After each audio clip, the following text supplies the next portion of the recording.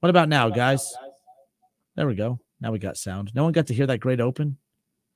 They heard it on the radio. Did they hear it on the radio? Let's hope so. You didn't get an alert about it being a silent signal, did you? Oh, God. Well, can't have that. You got to react very quickly. This can't happen. Sorry, guys, but you missed. For those who are on our Facebook, YouTube, we're just talking about, again, welcome in, by the way. Happy Monday. It's the Kinner Kev Show here, 1410 ESPN Radio. What up? Right before we went on air, I look at Kev. I'm like, we might be able to get on a little bit of a rhythm, just kind of, just some consistency, with the tournament going on and everything, just, cut with the Red Spring training games that have been during the day. Predominantly, we've had a couple shows a week. We're back up and rolling. This is our final week of, not being partnered up with Chatterbox. That officially goes live a week from today. They're going to be coming in, bringing in some more stuff to our studio. So the show will have a new look. Thank you, Keith. Keith was listening on. See, Keith's he's a real one. He was listening on radio because radio was fine. Radio was fine. But, we're going to get, some new bells and whistles for the show that goes live next week. So we're pretty cool about that. But I'm pretty excited about that. State tournament, though, was awesome. And again, just the OHSAA did a great job with that. The end of an era, though, that was the last state tournament, the Final Four format. So 4 state champions this year, the last year of that for boys and girls. For boys and girls. So like now the semifinals and finals all in one weekend last year of that. So next year they're going to how many? Well, they haven't really announced everything as far as that's concerned, because the one thing I did get confirmation on from the OHSAA over the weekend was it will be back at UD Arena. Okay. We do know that. And it will be 3 and 4 or 4 and 3. It'll be 7 championship games. Wow. I do not know how I feel about that. For those who were there yesterday, let's just be clear. The experience of the state tournament is always great. The games, however, not always. There's drama up in Cleveland with the Richmond Heights program. We were talking about that a little bit ago. I have to say this. I like to have hot takes on things. I always am very careful when we do stuff when it relates to high school athletics, because I don't look at college athletes as kids. So I feel like they're fair game to be criticized if they don't play well. The pros, they're free game to me. These kids, they're doing things based on the decisions that their parents do. So I will never get upset. The Richmond Heights thing, a lot of people upset because they have this mega power Richmond Heights team over in Cleveland. But when there's an article that came out last week that, hey, how come they don't have all this fan support? Where's all these fans? This is one of the best runs in Ohio high school basketball history. They won three straight state championships. Okay. Ohio State was there looking at Dorian Jones, who's one of the top talents out there. Kid's unbelievable. Ohio State's been after him even when Chris Holtman was there. Tom Izzo was there looking at this team. There's a lot of great talent there, but a lot of teachers, a lot of fans say, we've never seen these kids before. We don't know. There's a lot of drama. There's a lot of uncertainty. Be critical of the school, be critical of the situation, but I saw way too many people. I saw fans yelling at the kids when they were celebrating their state championship yesterday. I didn't like that. Those kids, they're not free game. You keep them out of it. You know me. I'm Mr. Hot Take. I walked the line with my takes. No, to leave the kids alone. Leave them out of this as far as that goes. But there's drama with that situation, of course. So there wasn't a lot of fans for that game. Right. Okay. The Division III game was very, very boring. Ottawa Glandorf with Colin White got knocked out. So they got knocked out early. So that, there was not a lot of interest there. And that game was a blowout as well.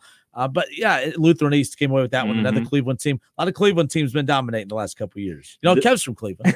So obviously that being my hometown, I want my hometown to do very well in these tournaments. But the problem is my high school, Cleveland Heights, and Lutheran East are both in Cleveland Heights. So we're technically rivals. Yep. So, really don't root for them.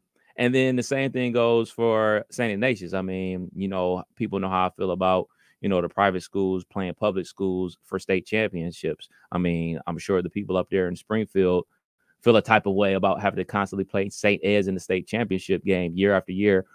And they're a public high school with, kids from around Springfield area. So I do feel a type of way about that type of situation. But I mean, it is still cool to see, hey man, kids from Cleveland hoisting up the championship trophy. For you, not for anyone. Right. Definitely not for people from Dayton. But, so with that, again, great weekend. So the final year, so next year could potentially be 3 games on a Friday. The Sunday games have to go. The Sunday games have to go. Now, I get it was a scheduling thing because they laid down the first four, obviously, Dayton, so they're there Tuesday, Wednesday. Now, the state tournament would tip off on Friday, so what's the big deal, right? Or so the state tournament usually tips off on a Thursday, Friday, championship Saturday. Yeah. They couldn't do that. They couldn't get the first four floor off and get UD's floor put back on and then get the OHSAA and all the print stuff put back down on the floor and get the setup. It was just too many moving pieces. That's why. I don't know what the schedule is. I don't know what the championship weekend is next year. It's supposed to be at UD Arena again. Just the championship games, though. And a lot of people not happy about it. I don't think I talked to anyone that was for it unless we were on camera on behalf of the OHSAA when we had to give it our best cheerleader effort. Outside of that, not one single person I've talked to is a fan of this move. We remember when it was announced, we had a bunch of people on. We had Tim Street on, and I was like, I just want to sit back and see how it goes. But I have not come across one person that is a fan of the championship-only weekend as far as that goes. So I'll attack it from the media's part because obviously we work in the media and you especially working with them. Think of it from this perspective. There are sports writers from all across the state that are going to come down here for the girls. Yep.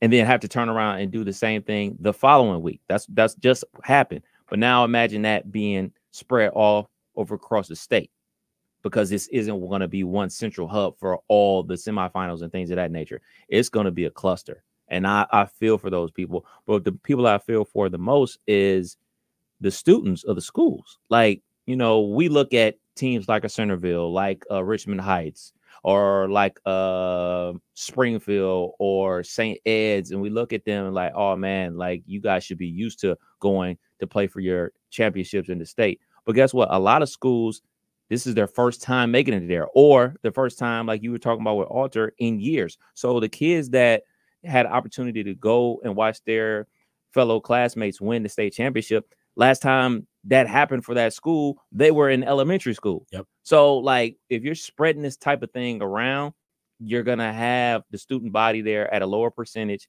And let's be real, man, parents travel a ton. Like, look, one of my best friends, his son is on the travel baseball team. So I know from April until August, what he's doing every single Friday, Saturday, and Sunday. Don't call him because I'm not around. I'm in West Virginia. I'm in Tennessee. I'm here. I'm there. Think about the parents and all the traveling they're going to have to do if they win the semifinal and then have to travel somewhere else for the final. It's going to be hotel stay there, hotel stay there. And then obviously the attendance. I think this is a move that is not for the best right now. I think we're jumping the gun a little bit right now. I think things needed to be thought out a little bit more before spreading these apart. Yeah, because and look, the Schottenstein Center, let's be clear, everyone, piled on the Schottenstein Center. That's a horrible place for it. I'm here to tell you it's actually not. Okay, it's actually not. When I grew up, when I was in high school and we were going to state tournament every year, it was hard to get tickets. That damn thing was full. Pretty much for majority games, regardless. I mean, there was open spots up at the very, very top, yes. But guess what? This, and by the way, it's not a shot at Dayton or the arena, so settle down. But this amazing arena that's supposed to be so much better for the state tournament, guess what? Pick your seat up top. Very few games had even the full lower bowl. Centerville fans, I was actually shocked at how little Centerville fans showed up. There was a good amount of fans there. I was expecting more. And this is not calling out Centerville fans either. Relax. I know it sounds aggressive. All I'm saying is I expected more attendance-wise. People piled on the shot as the problem for why attendance was dropping. I don't know what's leading to the drop in attendance, but I do think people do not feel as good about the dynamics of high school sports in the state of Ohio right now. They don't trust the OHSAA. They don't like the decisions that they're making. They don't like this decision right here. But stop saying that the shot was bad for the state tournament because that's what led to the drop in attendance when they're barely filling a smaller venue in UD Arena as far as that's concerned. Alter, I was surprised. Loud crowd yesterday, but it wasn't the crowd I expected for a state championship game. Mm-hmm. Not a shot at Alter fans. I got to keep throwing disclaimers out because I'm not criticizing fans. I'm questioning fans. What's leading to you not wanting to go? I've heard the counter of, and of course, I think the OHSAA wants this to be the case. They want it to be, well, you could watch at home, and they'd rather be home. Really? It's in your backyard. You can watch at home if you have to drive to Cleveland to go watch your team in the state tournament. Right. But driving 5, 10, 15 minutes to UD Arena to support it, is the ticket sales too? I'm just curious. It was not a very well attended weekend. The championship games weren't. The best game of the weekend was out of D2. It was Shelby and Maysville. Shelby has a kid, and Alex Bruscotter, that was a Mr. Basketball finalist. He's actually going to Wright State, and many believe that he had a very good chance at winning it. If Colin White's not going to Ohio State, Colin White's probably not winning that Mr. Basketball award. So much politics from what I'm hearing from people there. Like they love Colin. Colin's a hell of a talent, but if Colin wouldn't have announced that, hey, I'm sticking with Ohio State regardless of Chris Holtman leaving and Jake Diebler taking over, maybe he doesn't win that Mr. Basketball award because the Riders, they're Buckeye fans, right? Like, I mean, again, it sounds like I'm questioning the credibility of it, but that exists within this. There's a reason so many Buckeyes have won Mr. Basketball. I mean, hell, if Gabe Cupps enters the portal, there's talk of that, and ultimately ends up back at Ohio State would have, they would have, the guy just talked about, Colin White, that was Ottawa Glandorf, Mr. Basketball. They have Devin Royal, Mr. Basketball. You'd get Gabe Cupps, Mr. Basketball. You have Malachi Brandon, who's now in the NBA, but again, Mr. So, yeah, they've been swooping in on those. I think, yeah. OH. There you go. I think the biggest problem is, you talked about it. Championship is on a Sunday, man. It's on a Sunday. Now, I didn't obviously, I'm a little bit older than you. When my high school won states my senior year in 1997, it was on a Saturday. We went down on Thursday to the game, came back, did the whole thing at the school on Friday. Everybody drove down there in a caravan on Saturday. Like, we made a big deal of it. There's no way in the world my mom would let me drive to Columbus on a Sunday for a game that tipped at 7 o'clock. That means the game's not over till 9 o'clock, and I'm driving back about 10 o'clock at night and then turn around and go to school the next morning. There's absolutely no way. And my mom was pretty cool. Yep. Pretty cool and pretty lax about me going out there and having the whole high school experience. There's absolutely no way. So think about, like, and nowadays where, parents are probably a little bit even looser about that, it's still parents out here that don't want their kids jumping on the highway to drive 3+ hours. Another reason why I think Columbus was probably a better, quote unquote, place. Obviously, I know that it's Ohio State. They don't let you hold anything for free. And I'm sure that they have to pay the folks at UD to use the arena probably a little bit cheaper than the Ohio State. Let's be real. Ohio State is always about their money. But I think it's just a more centrally located venue. I mean, Columbus is basically 2 hours away from everything. Columbus is 2 hours away from Cleveland. Columbus is 2 hours away from Toledo. Columbus is an hour away from Dayton, 2 hours away from Cincinnati, an hour and a half away from Zanesville. Like, it's a very centrally located place. So, quote unquote, nobody, unless you're from Columbus, had an unfair advantage from the home crowd and things of that nature. So I think that made more sense for everybody involved, that, hey, man, it's only 2 hours as opposed to 3.5 hours. And the biggest thing for me is got to be because it's on a Sunday now. I remember when I went to the Centerville game where my nephew was on the team and they won states 4 years ago, his senior year. I was like, hey, man, what time the game tip off? 8:30. I was like, 8:30 on a Sunday? We didn't get out of there until midnight. Well, they're lucky that Division I had a local team playing in the D1 final. Shouts out to the Elks. Imagine if it was two Cleveland teams playing in the D1 final at 8:30 on a Sunday. It'd have been you and the camera crew. Now, St. Ignatius, who Centerville played, they announced that they're calling off school the next day. Yeah. That's great, and most school districts will do that. Yeah, that's fantastic. Not the point, though. Right. Not the point, though, because it is what it is as far. And keep in mind too, the other problem with St. Ignatius, again, not trying to pile on them, it's St. Ignatius related.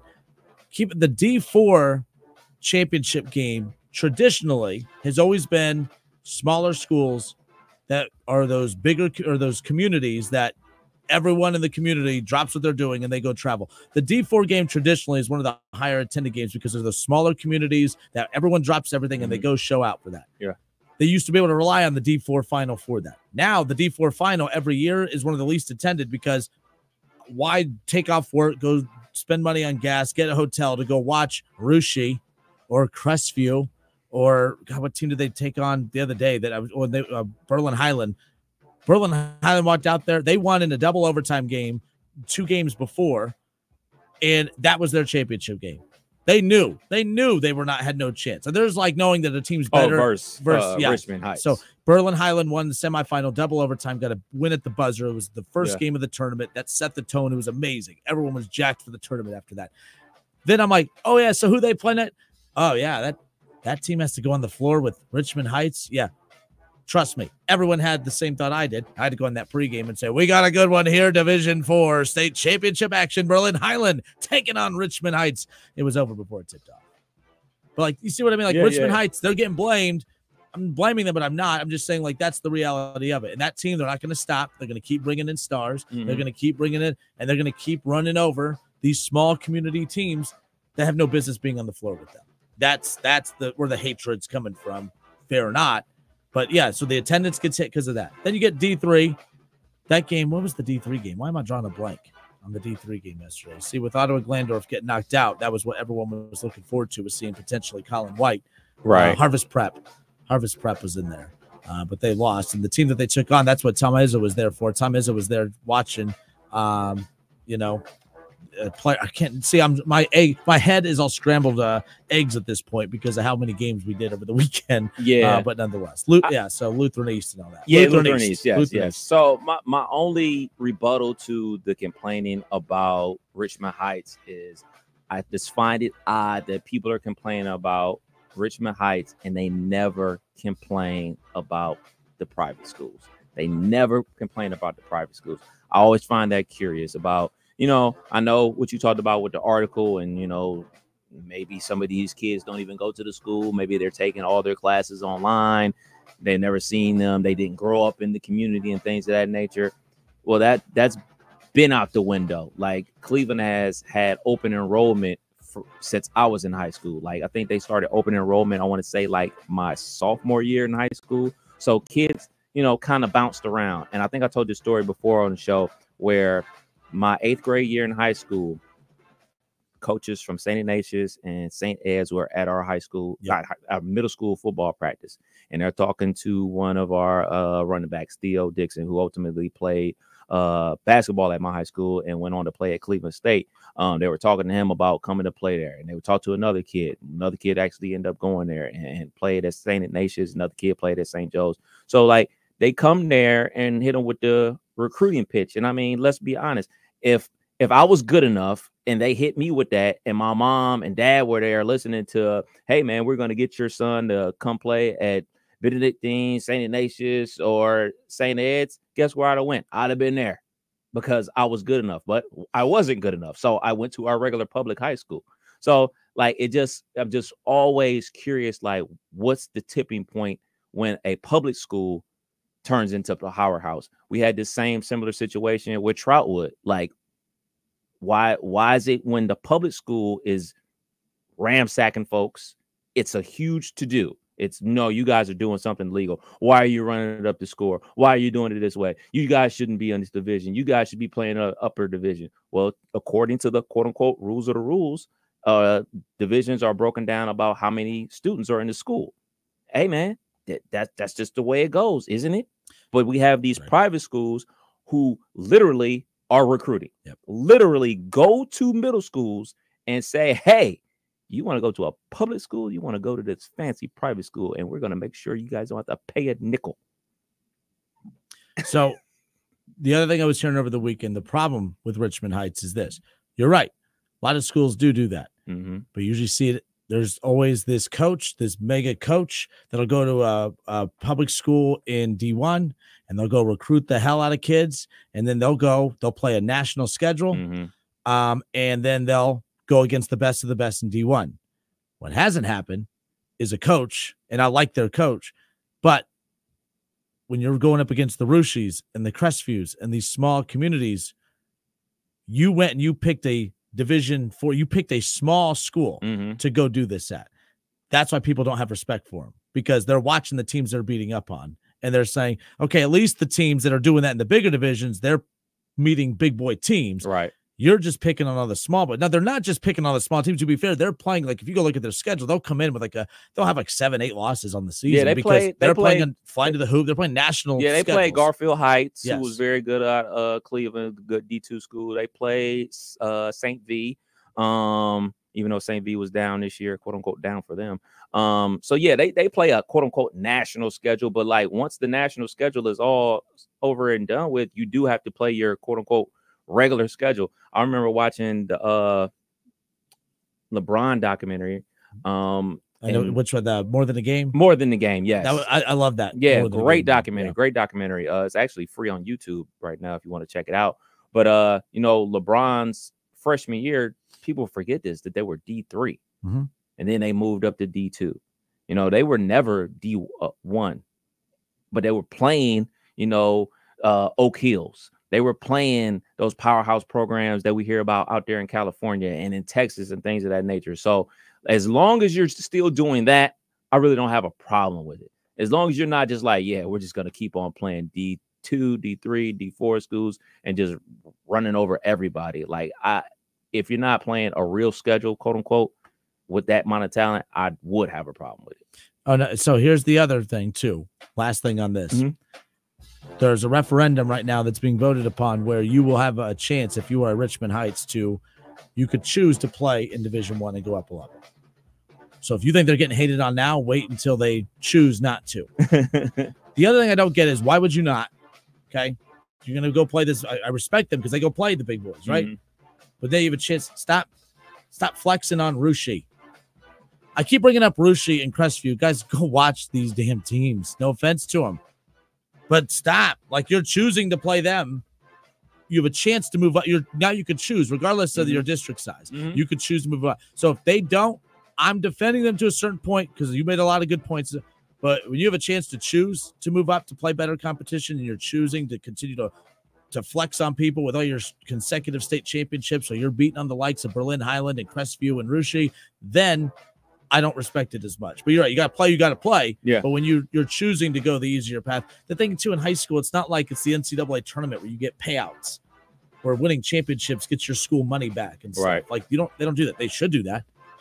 All this money, the extra money. I'm just saying, like, can you imagine? Let's be real. What if athletics departments, if you get, for every tournament win, you get, it doesn't have to be like the NCAA tournament. Right. Let's just say it's a couple hundred for every tournament win. And then maybe you get to districts, it's an even bigger payout. You get to state, it's an even bigger payout. If that was going on and that's why they're doing this, you know what? There's a business decision to it. Hey, we found a hole, we found, a little loophole. But that's a whole argument. I'll be curious to see what happens with the coach. If the coach stays and the players stay, and they don't move up a division or D1 or whatever, I would have a problem with it. Now, if all coach leaves, the players leave, and they remain in D4, then I won't have a problem with it. But if you do have like this stack of a roster, like multiple guys that are on the pro prospect list, then I would have a problem with it. Like, you have the opportunity to level up. And, from everything that we see, why wouldn't they?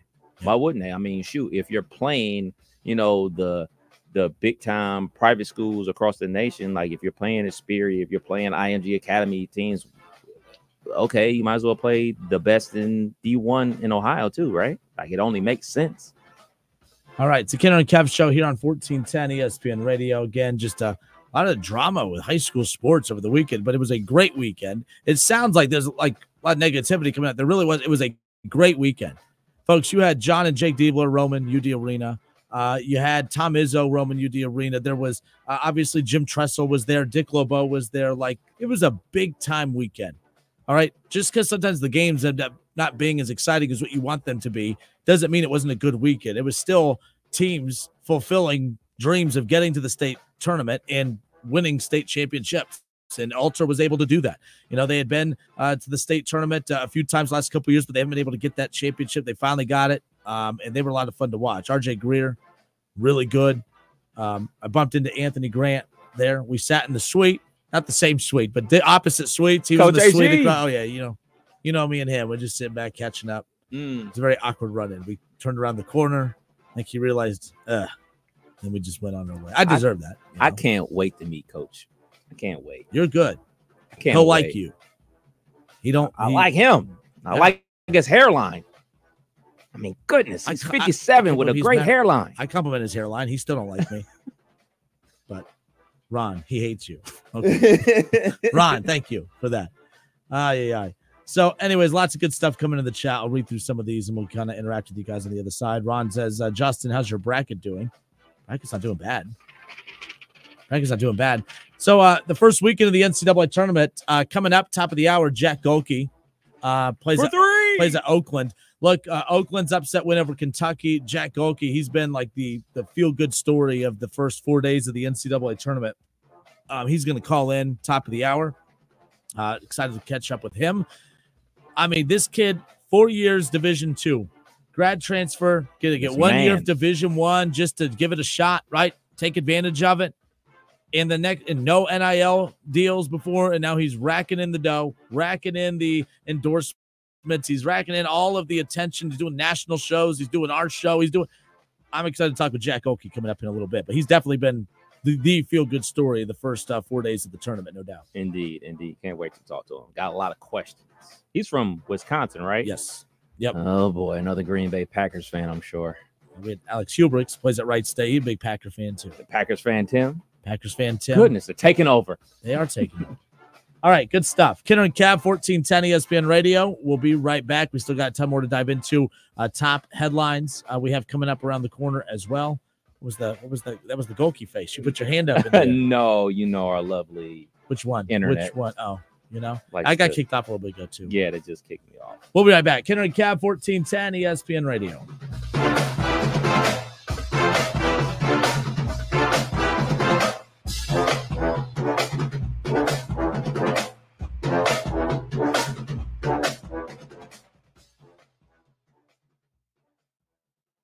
Listen, stream, watch. It's the Justin Kinner Show with Kev Nash, right here on Dayton's ESPN Radio, 1410 Wing AM. ESPN 1410 Wing AM weather. Well, the forecast is calling for mostly cloudy skies. Showers breezy and 49 tonight. Showers breezy 65 Tuesday. Wednesday partly sunny and 52. I'm Rick Schrepp for 1410 ESPN Radio. Have you ever told a friend? Oh, I'm fine. When you really felt? Just so overwhelmed. Or sent a text? Can't sleep. Are you awake?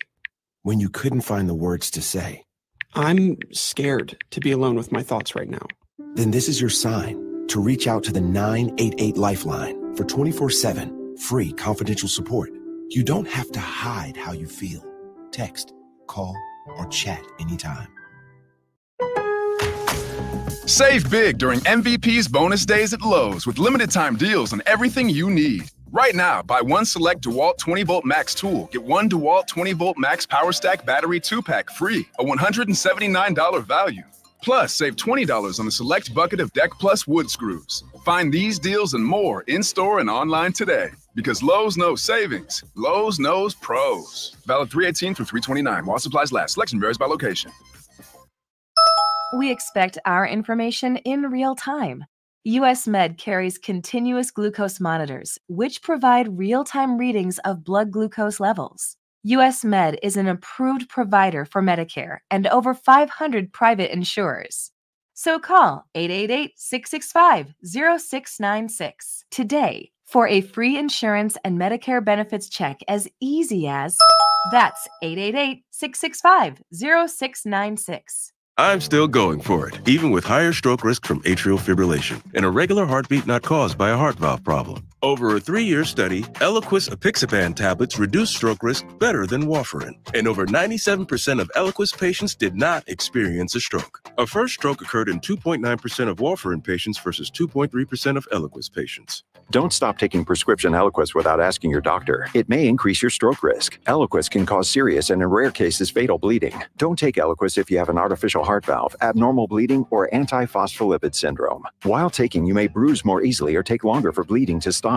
A spinal injection while on Eliquis increases risk of blood clots, which may cause paralysis, the inability to move. Get medical help right away for unexpected bleeding, unusual bruising, or tingling, numbness, or muscle weakness. Medications such as aspirin products, NSAIDs, SSRIs, SNRIs, and blood thinners may increase bleeding risk. Tell your doctor about all planned medical or dental procedures. Learn more at Eliquis.com or call 1-855-ELIQUIS. When I got the news, I was shocked. I was scared. I was angry. When I heard it could be treated with the right care, I was relieved. I was happy. I was given a second chance. Urology Specialists of Ohio offers men peace of mind. 5 physicians and 5 locations. Now accepting new patients. Make an appointment with a physician that cares about your health and prevention. Urology Specialists of Ohio, Beaver Creek, Springfield, Urbana, Xenia, and London. Online at urologyspecialistsofohio.com.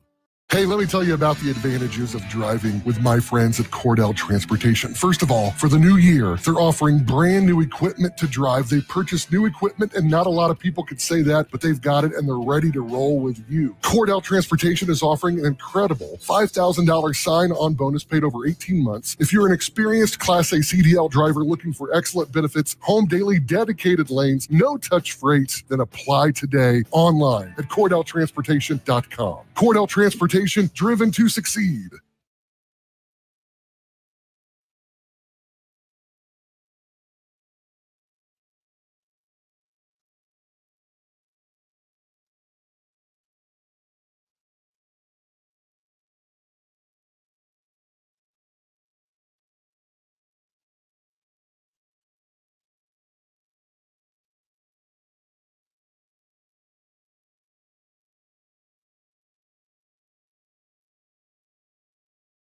And paid for by AG Marketing Group. Attention timeshare owners. If you need to get rid of your timeshare for any reason, please listen to the following message. Getting out of a timeshare commitment is not easy, and it takes time. But we specialize in helping consumers legally get rid of their expensive timeshares forever. Can't get the vacation dates that work for you? Maybe you felt taken advantage of or forced into the timeshare? Maybe you just can't continue to shoulder those monthly payments any longer. If you need to eliminate your timeshare commitment, then you need to take down this number, 800-823-1687.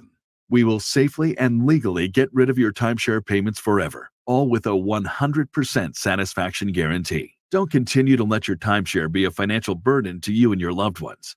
Call us now at 800-823-1687. The call is free, the consultation is free. Call 800-823-1687. That's 800-823-1687. Again, 800-823-1687. Heard the catchphrase that's sweeping the nation? Jackson Hugh, yeah. People are saying Jackson Hugh, yeah, to Jackson Hewitt because they love saving money on tax prep. Do you love saving money? Then switch to Jackson Hewitt today and pay less than last year. Thousands of people have already made the switch. Why haven't you? Stop waiting and start filing. You won't get a better deal or a better catchphrase. All together now. Jackson Hugh, yeah! Proof of prior year payment required when filing. New clients only at participating locations through April 7th. Terms at jacksonhewitt.com. Pizza's here. Oh, great. I'd love some, but I'm worried about my stomach issues. If you're worried about having diarrhea, gas, bloating, stomach pain, or loose, oily stools, it may not just be stomach issues. It could be a condition called exocrine pancreatic insufficiency, or EPI. With EPI, the pancreas doesn't release enough enzymes to break down food, but EPI is manageable. Use the symptom checker on identifyepi.com and talk to your doctor. That's identifyepi.com. Sponsored by AbbVie. Silk's delicious plant-based beverages help bring a daily dose of goodness to help you feel plenty good. They are rich in calcium and a good source of vitamins A and D to support the health of you and your family. Shop wherever you find groceries.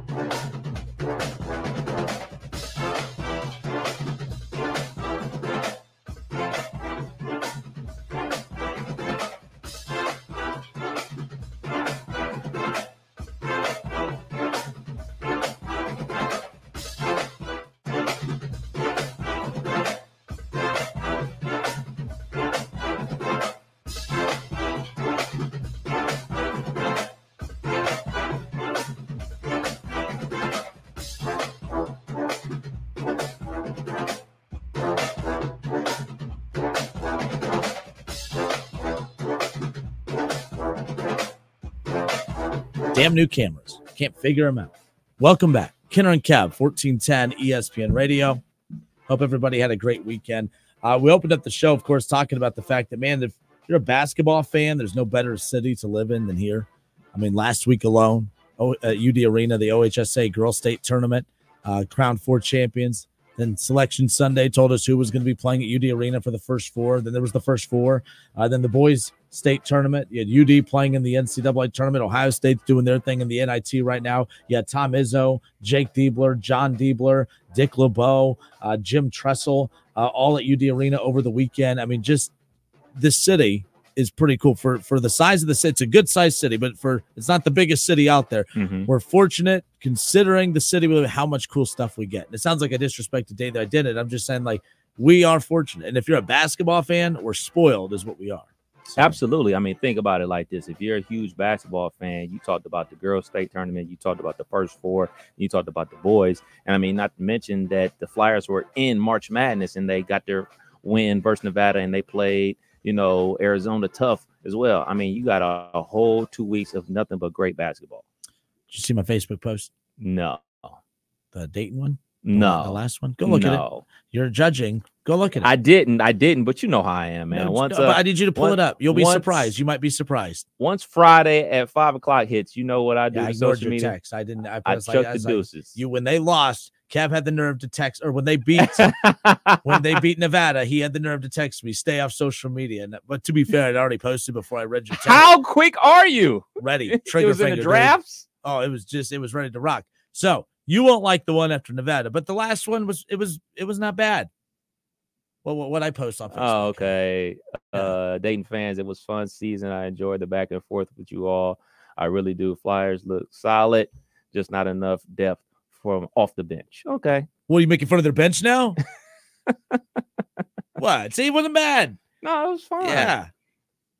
I felt bad for those losers, I'm joking. No. 29 comments. Yeah. What? I didn't see this one. What? Nevada lost. That's the one. I said, don't look at that one. That got ugly. See, that's why I stay away. No. So let me explain. Because people keep asking, like, I had my high school coach reach out to me. He goes, what are you doing? He goes, you live in Dayton. What are you doing? I said, their fans drive me crazy. Most of them, not all of them. Some of you guys are pretty good. Most of you. So anyways, what happened a while back, calling games for Wright State. Yes, my affiliation's more with them. For one, I didn't go to Dayton, just like 90% of you didn't go to Dayton either. Okay, so there's that. Let's just get that out of the way. However, I posted Wright State got a big win. It was that Cleveland State game. They won in overtime. They came from behind. Hubrick had like 32, and I was jacked about it. Yeah. We drive all that way to Cleveland. We got a long drive back, so I post this. Man, that was a great win. Good for them. They come back. Dayton had a big win that week too, and I didn't post anything on it, so they were furious at me. They flooded my Wright State post with all this anti-Wright State. UD's the king. Wright State's garbage. Blah blah blah blah blah. So I said, So people got mad because I wasn't posting about Dayton's wins. I wasn't posting about their losses either. I was just not posting anything Dayton. I said, we're Dayton's radio home for Wright State. I'm just posting Wright State stuff. Cool. I don't post, you know what I mean? Like, is what it is. That was my approach to it. That was my decision. So every time I'd post anything Wright State, they would flood it. And I finally snapped. And I said, okay, you crybabies, you guys want me to post something? So Dayton lost a game. So all I put, Kev, my post was Dayton lost. That's it. I didn't put who had what points. All I put was Dayton lost. You would have thought that I murdered their family. They just went off, Kev. So that was my thing for the rest of the season. If Dayton won, well, the other team lost. If Dayton lost, Dayton lost. Like, it was just a simple, stupid post. It was so childish of me, but they would say, you're just doing this for clicks. First of all, they're not even smart enough to understand that there's nothing to click. There's no link. Oh, you're just clickbait. Click. What are we clicking? So, anyways, it became a fun thing throughout the season. I had a blast with it. But what is cool is a lot of the guys I go back and forth with on the page, they come back every day, and it's not always a back and forth. It's not always confrontational. I appreciate those ones. The fans that we can get into it one day, and the next day, hey, cool picture. Hey, I like that this. Hey, I like that you're supporting it. I respect those people, and I ain't going anywhere. I'm backing down from anyone. But I also appreciate those who don't back down either. That's what makes this fun. That's what makes it fun. You are less confrontational, by less non. confrontation. Yeah, especially on social media. So, like I have zero time. Well, I guess I do have time because I didn't do anything but watch a whole bunch of basketball this weekend. Did go bowling. Shouts out to the nephews.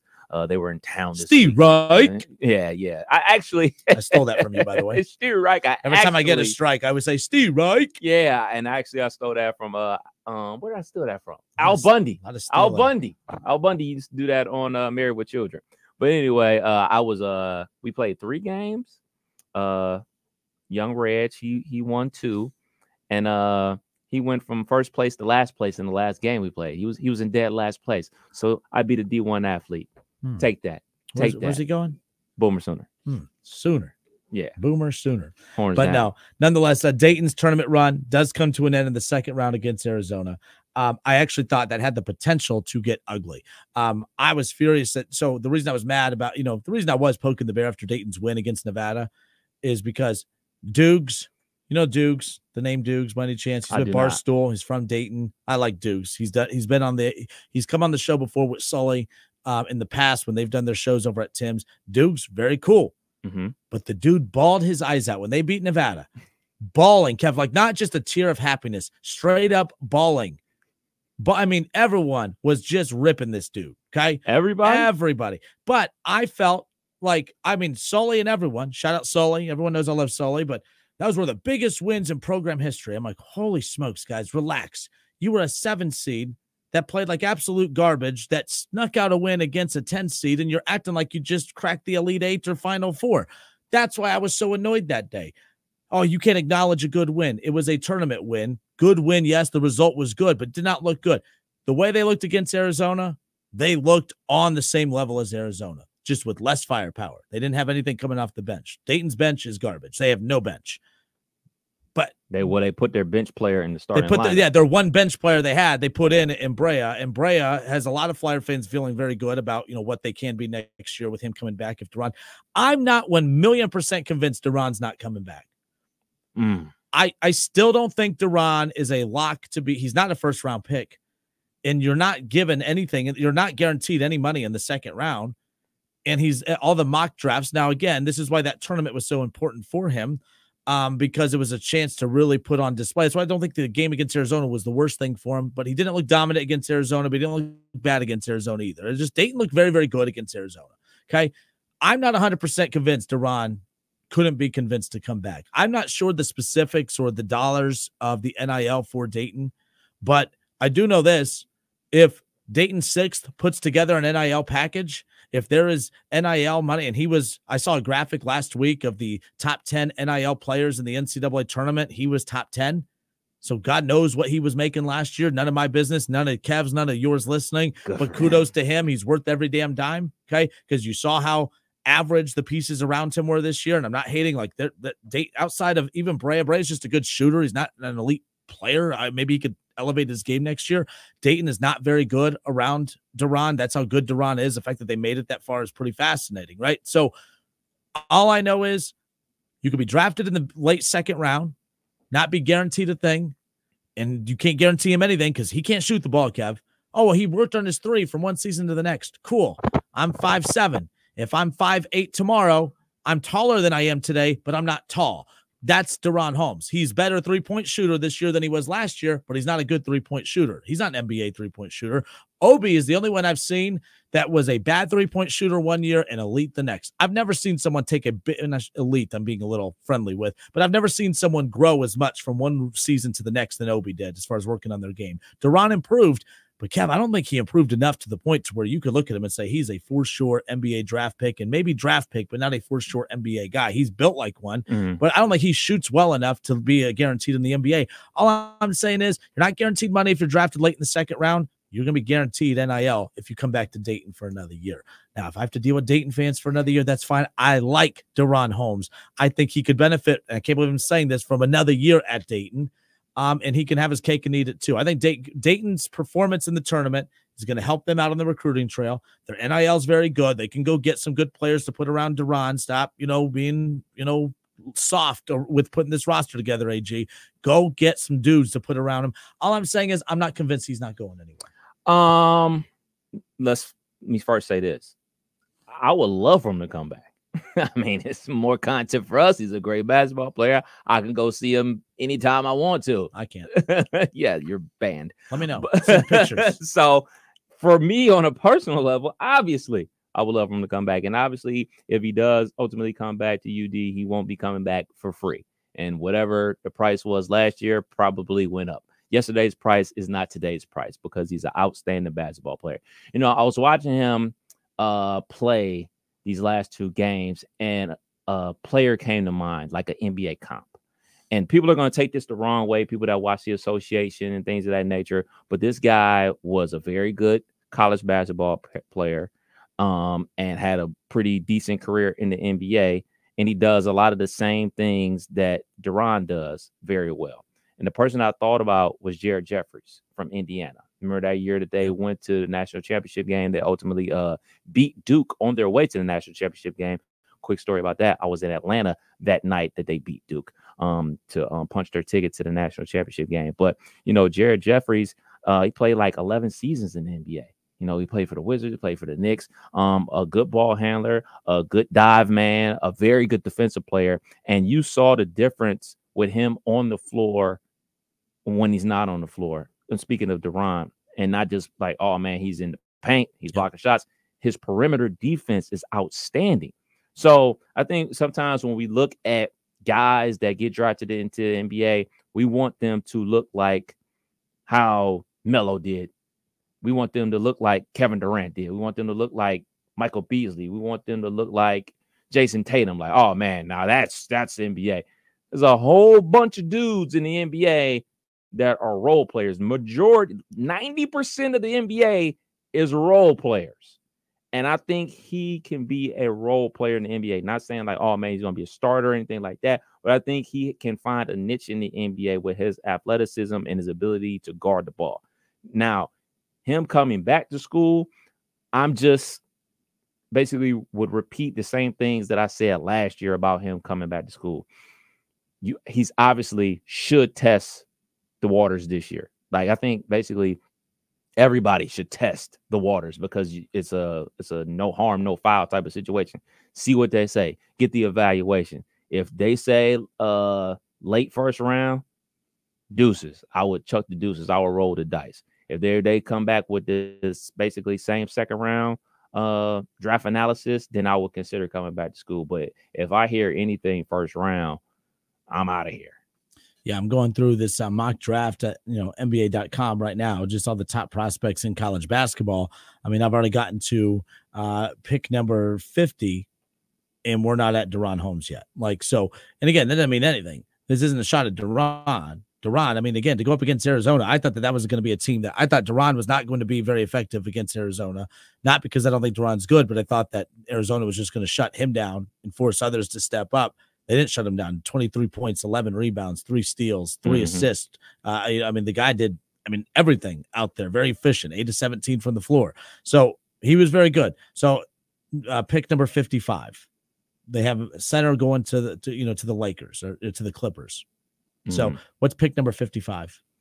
It's in the second round. It's the second round. It's late second. Yeah, late second. That to me, you're not guaranteed anything. So everything you said, this isn't a debate about what I think he could be in the NBA. I agree with everything you said about what he could be in the NBA, but it's about right now, where he could be drafted right now, what he could have coming to him right now. You risk, he's tall and athletic. Well, so is everyone that's going into the NBA. He risks going to the NBA and not getting any of that money that he could potentially get, and then leaves a lot of dollars on the table to come back to Dayton for another. That's why the NIL is so great, is because fringe guys like that, we're going to get more years of them in college because of that. Armando Baycock from North Carolina. We already got an extra year of Duran, which we're very fortunate for here in Dayton. But I think we can get another year. But he's going to declare for the draft. We'll know though if he hires, if they hire an agent. No, you can. Nope. You can hire agent. Some guys have agents now. To handle their NIL situation. So that evaluation, go through the whole evaluation. My question for Duran, and obviously we're not going to interview him or anything like that, but like my question, if I was a friend of his, I would ask him how much of coming back to school depends on quote unquote the roster improvement, about who we're going to get in the portal. Like, is Coach AG going to be like, hey, look, we're going to do X, Y, and Z. We're going to get this guy. We're going to get that guy, you know what I'm saying, to help the team to get better, because obviously they got recruits coming in, freshmen, but like, who's out there in the portal can we get? Because let's be honest, some guys that are on the team currently are probably going to hit the transfer portal. Yep. So who are we going to replace those guys with? So like, hey, if Duran says, hey, coach, I want to come back, but hey, man, I would love to have, not saying specific names, but like, hey, man, I think we need a player X. And obviously coach would obviously know that already.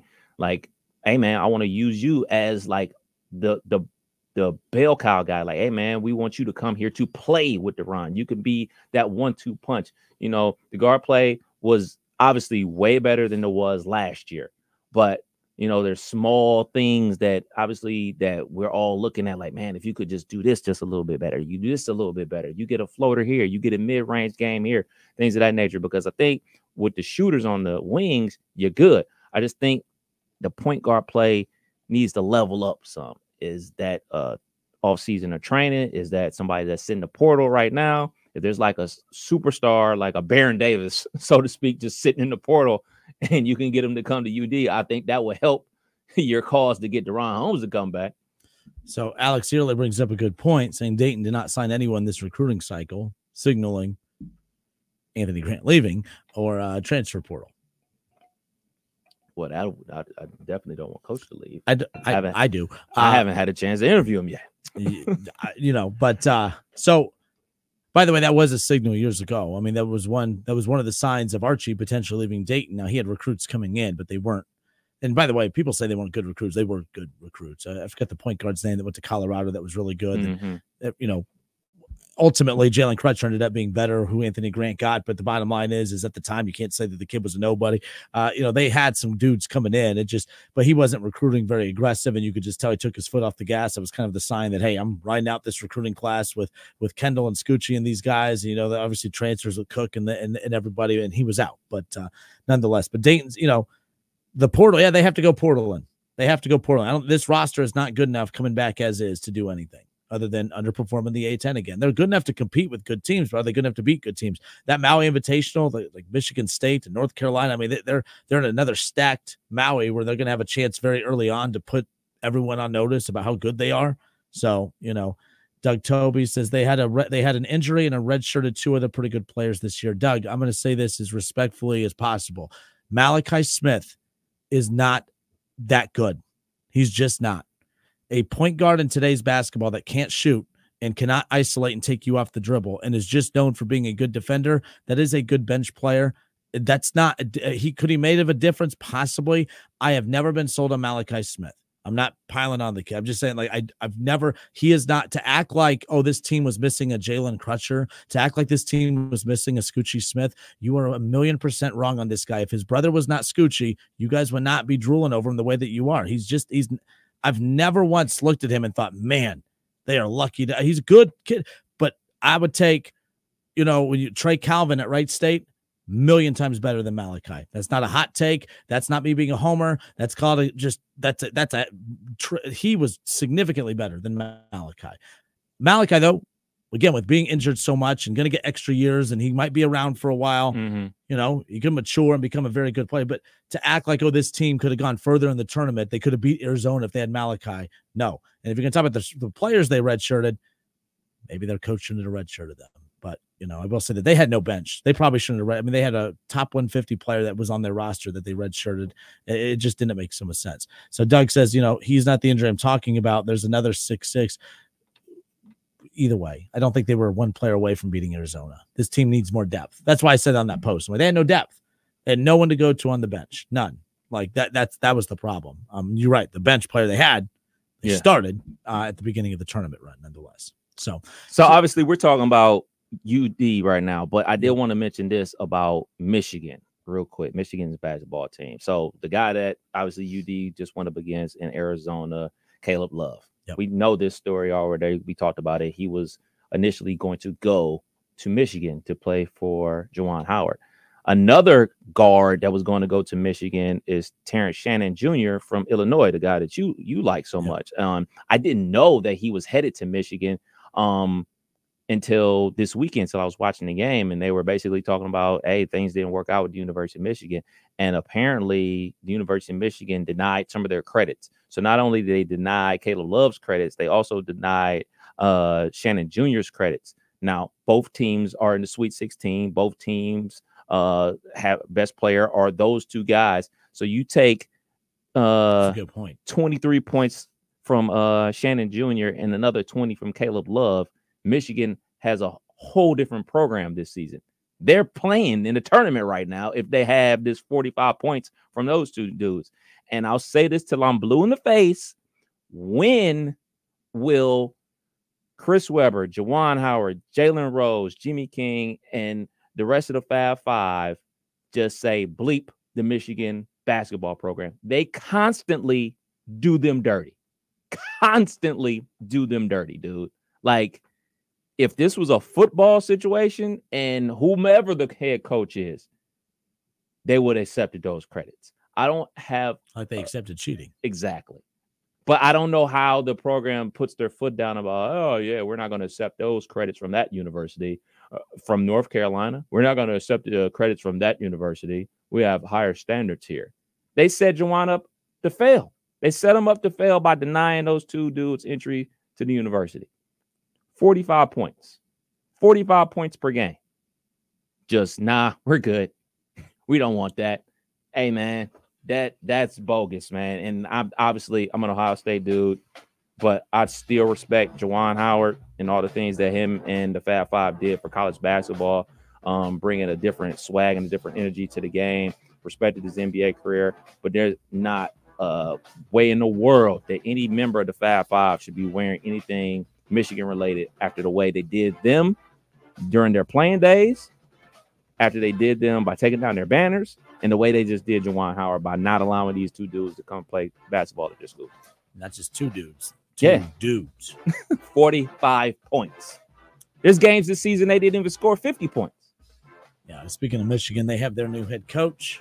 Ohio State has their new coach. They made that official over the last couple of days that we were off, of course. They're still playing in the NIT. Yeah. A lot of college basketball still to get into. Jack Gholke, he's going to join us coming up here in a little bit. Excited to chat with him. I mean, the face of the tournament the first 4 days has been Jack Gholke out of Oakland, and Oakland's big upset win over Calipari.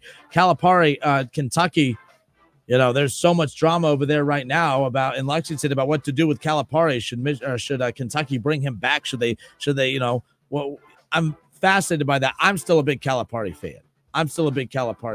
And I'm here to tell you that I'm not comparing Calipari to Chris Holtmann, but there's something that Kentucky's doing with Calipari that Ohio State did with Holtmann that ultimately made Holtmann the scapegoat. Holtmann is not Calipari, but we'll talk about that coming up around the corner. A lot of college basketball, a lot of basketball stuff to get into. I'm curious that Dusty May to Michigan. How about that? Dusty May was supposed to go to another job. There's another interesting name to keep an eye out for the Louisville job that we'll talk about around the corner. And if Kentucky wants to move on from Calipari, I wonder if Louisville's just sitting there saying, do it. Do it. Come on. Do it. Let's talk college basketball more in hour 2 when we come back.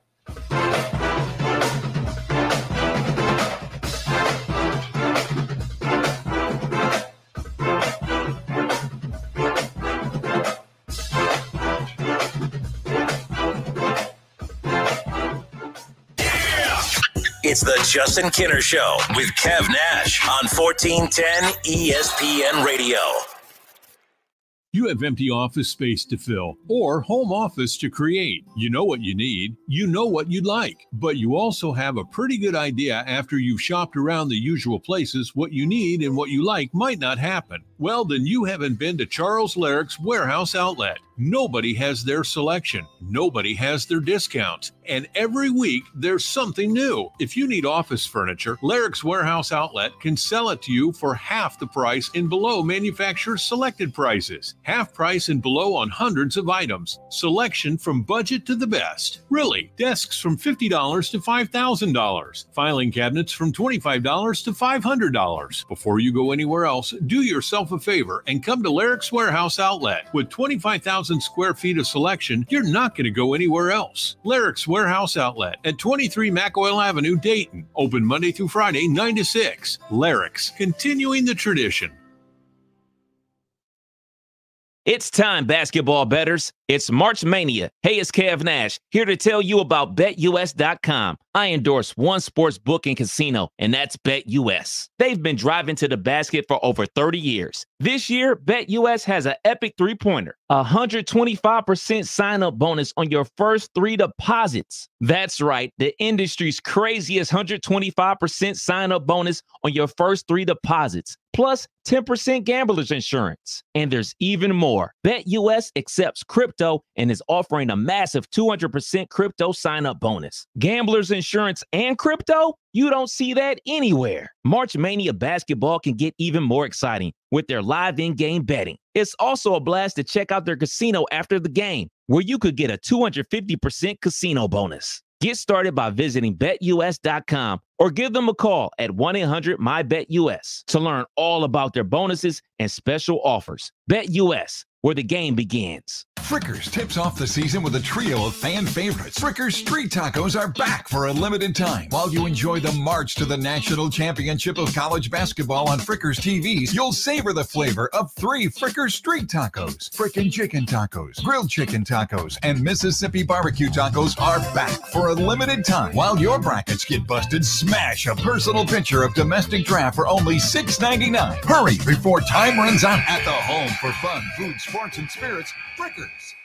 Hey, let me tell you about the advantages of driving with my friends at Cordell Transportation. First of all, for the new year, they're offering brand new equipment to drive. They purchased new equipment, and not a lot of people could say that, but they've got it, and they're ready to roll with you. Cordell Transportation is offering an incredible $5,000 sign-on bonus paid over 18 months. If you're an experienced Class A CDL driver looking for excellent benefits, home daily dedicated lanes, no-touch freights, then apply today online at CordellTransportation.com. Cordell Transportation, driven to succeed.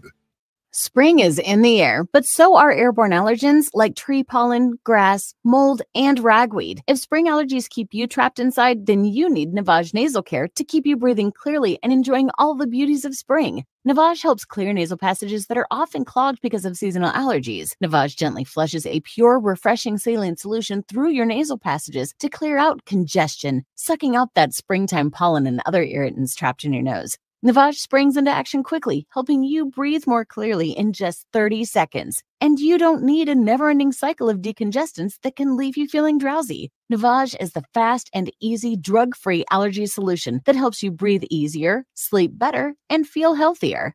Get Navage today so you can get outdoors and enjoy your favorite springtime activities. Navage is available online at Navage.com or in stores at Walmart, Walgreens, CVS, Rite Aid, and Target. Navage, Navage. Breathe easy. Listen to this station anytime, anywhere on Odyssey. Odyssey is your new audio home for all the music, news, sports, and podcasts that matter to you. Odyssey. That's AUDACY. It's Kubota Orange Days. Shop the year's best selection of Kubota tractors, zero-turn mowers, and utility vehicles, including the #1 selling compact tractor in the USA. And now, through June 30th, get 0% APR for 84 months and up to $2,500 off BX23S tractors. See the details at KubotaOrangeDays.com. Stop by Columbus Equipment in Columbus, Dayton, or Toledo to see a full line of Kubota construction equipment. Or check us out online at ColumbusEquipment.com. If you're driving a car or truck with an expired warranty and suddenly lost your transmission or needed a full engine repair, would a $4,000 repair bill leave you stranded? I'm Danica Patrick. Don't get caught off guard with a vehicle breakdown. Choose the company I trust, Endurance. No matter the mileage, if your vehicle is less than 20 years old, Endurance offers auto protection plans for any budget. Protection on the drivetrain, electrical, transmission, AC, and more. Plus 24/7 roadside assistance and rental car reimbursement on any plan. Endurance handles everything from making the claim to paying the certified mechanic of your choice. Act now and get 1 full year of elite benefits, a $2,000 value, free. Endurance has paid hundreds of millions in claims. Call for your fast free quote today. Call 800-686-8079. That's 800-686-8079. 800-686-8079. Don't get stuck gearing up for spring while everyone else is enjoying the warm weather. Invisible Fence brand works in any season, giving your pet the freedom they deserve. Now, visit invisiblefence.com to learn more.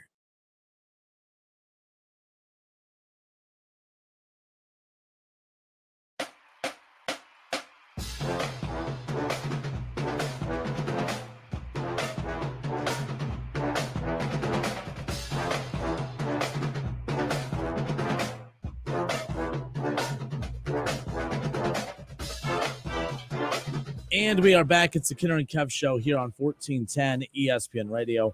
I mean, with being off for a few days just due to Reds baseball, doing the work in the state tournament at UD Arena for the OHSAA 2024 Boys Basketball State Championships, we miss a lot. There's a lot of storylines we wish we could spend more time on but can't, and that's why, of course, we like to kind of run through some of the top headlines or at least talking points that we missed while we were gone, Kev. So I'm going to throw some of these out to you and just kind of we'll react as we go here. But how about this one?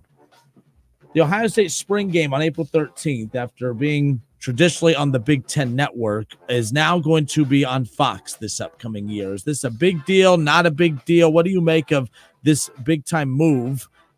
Big time for a spring game. But, I mean, there was enough of a big-time move for Fox to spend the money to pull the spring game from the Big Ten Network to their network. This is huge because I'm going to the game.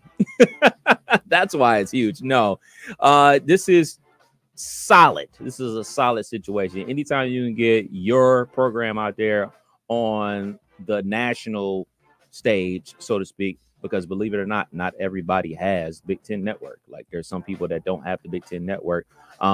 So just like it was a huge deal when, Colorado had their spring game broadcast, this is also a big deal for Ohio State with all the transfers coming in and all the guys that they retain, the changes to the coaching staff with Chip Kelly coming in to run the offense. This is big time. Yeah, I thought it was just an interesting move. Look, it's just one more change in the ever-going movement, especially when it comes to the media platforms of college athletics nonetheless. But I just wonder how much of a big deal this is to fans in general. It's a big deal for Fox. Mm-hmm. It's a big deal. I mean, it's wild that these touch football games are going to be getting the ratings that they do. It's absolutely insane.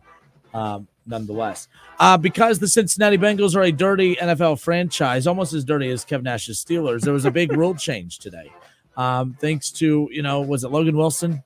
Yeah. The hip drop tackle on Mark Andrews, the tight end for the Baltimore Ravens. That was the last significant season-ending injury of the hip drop tackle, and that's why the NFL has said no more. The hip drop tackle has officially been banned in the NFL. I understand. I totally get it. You don't want guys getting hurt like that. You're going to get hurt regardless playing tackle football.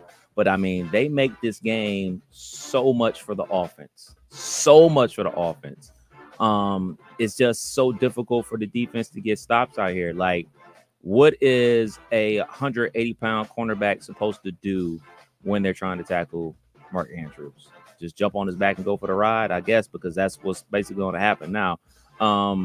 I mean, I understand them protecting the players in this situation, and maybe this is a thing that you're protecting the league years from now. Like, hey, man, let's nip this in the bud before we start getting lawsuits later on because we were neglecting the whole concussion thing. So maybe that's that type of situation, but I'm not a big fan of it, man. People get hurt. This is football. You tackle people. People are going to get hurt. That was not the only change or, rule change for the NFL this upcoming season. NFL owners have approved a rule proposal to ban the swivel hip drop tackle. The league made an announcement earlier today. Now, the violation will result in a 15-yard penalty if flagged in games, but Troy Vincent, the NFL's executive vice president of football operations, strongly implied last week that it is likely to be enforced similarly to the use of helmet rule, which, of course, as you guys know, typically leads to warning letters and fines in the week after a game rather than flags during play. So is this just let's put it out there. It's a rule, but we're hoping to just get your attention just enough to maybe deter you from making a tackle like that. I don't know. I don't think we're going to see that tackle a lot because you're not going to be practicing that tackle since it's outlawed. It's not the same thing as a horse collar. A horse collar tackle normally happens because you're just reaching to grab anything. And sometimes you grab the back of their nameplate and you drag them down. A hip drop, you're literally jumping on somebody's back and then turning your whole weight to the other side. That's a move that you had to practice. That's a technique that is taught. If you're not going to be teaching anymore, you're probably not going to see it a lot. Which means when you do have to break it out, it might lead to more injuries because there is no proper technique. Bingo. I don't really have a hot take on it either way. And everyone right away, the NFL's being soft, this, that, and the other. I mean, there's been way too many season-ending injuries off of this tackle.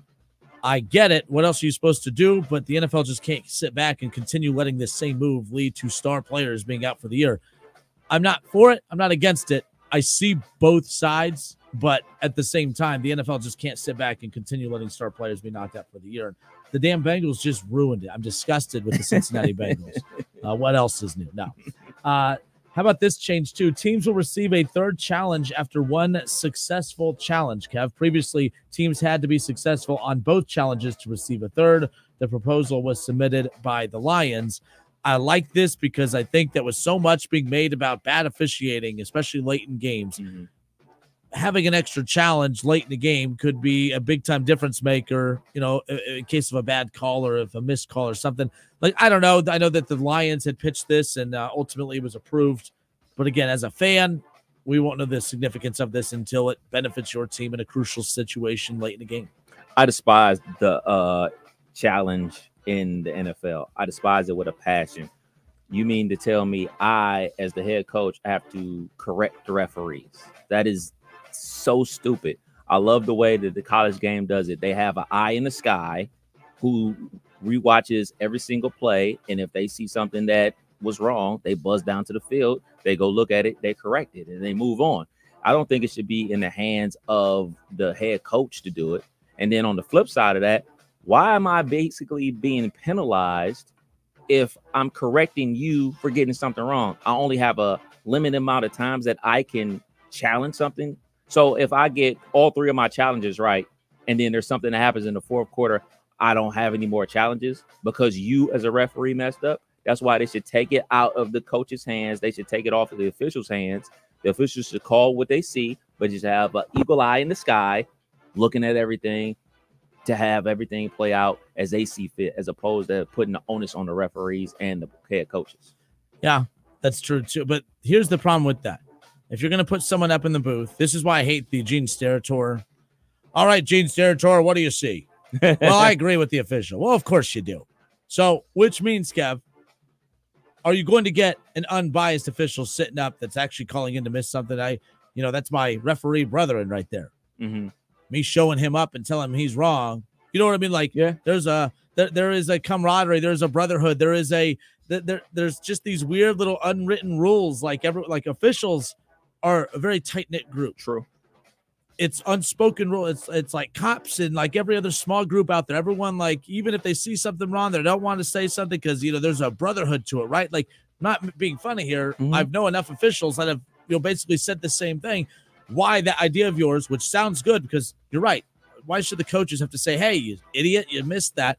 There should be someone up top like, hey, messaging down, sending a message down like, hey, you guys missed this. It's on the backside. Make sure you take a look at this. We're going to know because that guy would be showing up his officials down on the field. Then there's animosity towards one another.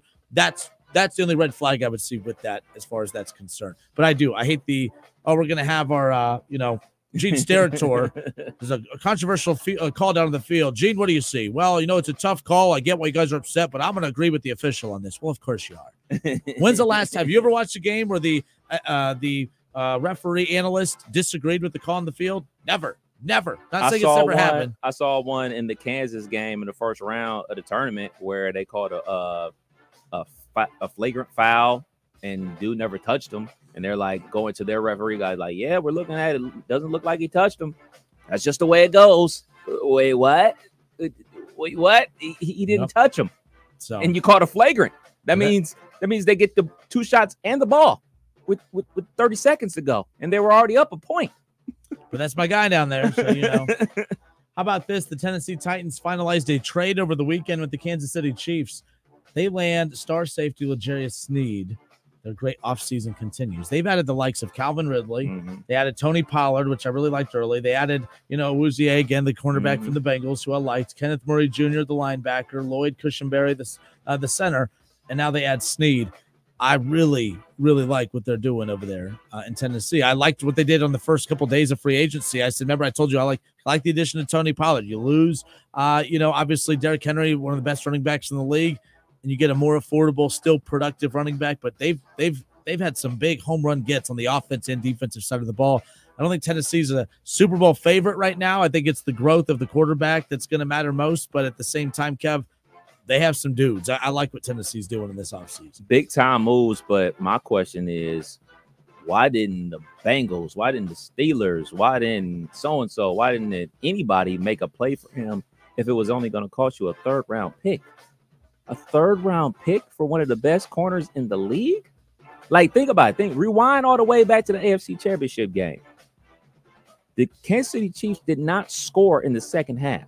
The Ravens were about to punch it in to cut the lead to 3. Who makes the play? It's not Chris Jones making the play. It's not McDuffie making the play. It's Snead as Zay Jones catches the pass and is diving in the end zone, punches the ball out. He made the play. Like, I'm questioning my team. Every team out there that needs a quarterback should be questioning this move. I know salary cap this, salary cap that. Look, man, y'all can make it work. A 3rd-round pick for him, and he's in his prime.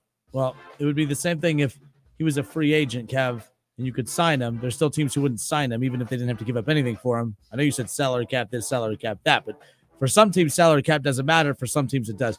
Your team, I'm confused on. I know that they've put a lot of stock into their defense. They've spent a lot of money on it already. It's probably why they weren't willing to do another dime towards the defense as far as that significance.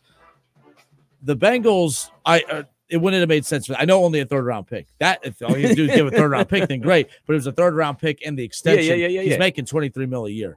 There was no way the Bengals were going to be able. Joe Burrow at 55. T for this season coming up at 22, they could probably afford it for 1 year, but Jamar's going to break the bank at 30. You got to keep that offensive line intact. You're going to have Hendrickson up for money soon, but you lost Woozier.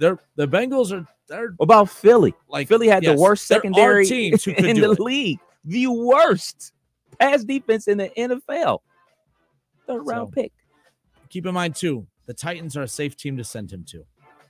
Maybe you don't want to send him to Philly. That's a team you could play in the Super Bowl game. True. Maybe you don't want to send him to Cincinnati, even if Cincinnati wanted him. I don't want him going to Cincinnati. Yeah, true. I don't want him going to Pittsburgh. Tennessee's a safe team. They don't know who their quarterback is. They've made some good moves. I don't think Kansas City fears them. Cincinnati, they've had run-ins with. The Eagles, they've played in the Super Bowl. So I think it could be something like that as well. Florida Atlantic's Dusty May has agreed on a deal to become the next head coach at Michigan. Now, Louisville and many reporters had announced that Louisville was about to land Dusty May, which I thought was a huge get for Louisville. But talks changed late in that evening, and he's the next head coach at Michigan. I like this hire for Michigan, considering the circumstance that they're in right now. I really like Dusty May to Michigan. It will be very interesting as Ohio State announced that they are going to keep Jake Diebler moving forward. Many people thought, Dusty May was the next head coach at Ohio State as well. It'll be very interesting to see which team got it right or if both teams got it wrong when it comes to Dusty May and Jake Diebler at Ohio State and Michigan on the hardwood. Oh, absolutely. I mean, this is a good pickup for the University of Michigan. I may feel a type of way about how things transpire under Juwan Howard, but I mean, this is the best coach they've had since John Beilein, hands down. So we think, though, he had one great year. I took Florida Atlantic to back-to-back NCAA tournaments. I get that. Final Four. But I saw the people who were kind of questioning, look, bottom line is Ohio State took a shot on Diebler. We have no clue. Diebler got a team to buy in and play hard down this stretch. That's great. And we're still playing NIT, baby. So we'll see what happens there. But the Louisville thing is interesting. If this Calipari mess continues down the stretch of everyone talking about moving off from Calipari at Kentucky, and Louisville hasn't hired a head coach, I would be very fascinated to see if Calipari to Louisville, who would be probably pissed at Kentucky. That would be very interesting to see what would happen there as far as that's concerned. You get a fired up Cal, I'll tell you that. Oakland's upset win over Kentucky, Kev, is the most watched opening day NCAA tournament game since the Zion era at Duke back in 2019. The most watched first-round game in 5 years. Man, that's what I was about to say. That was only 5 years ago, and we're making the Zion 32-game experience a whole era. No title, no ACC title, no nothing. Just a shoe blowout and a whole bunch of cool dunks. Yep. I mean, I'm not surprised. I mean, it's a brand name like Kentucky. And then I'm sure people weren't watching until wait, there's 8 minutes to go in the game. And this Oakland team, Oakland, California. Oh no, Oakland, Michigan. Okay. Well, they're winning. Hey, who's this dude keep hitting all these threes? Who's this dude dunking on the guys from Kentucky? Kentucky's supposed to be this. Kentucky's supposed to be that. Where do they play? Horizon League. What's a Horizon League? We talk about a sunset. So I'm sure at the 8-minute mark, that's when viewership spiked. I'm sure people weren't tuning in at tip-off to watch Kentucky and Oakland. Especially, everyone watches tournament games. They have multiple TVs up, and you'll get the cut-in over here. Oh, upset alert over in Pittsburgh as Oakland up over Kentucky at the under 8-minute mark.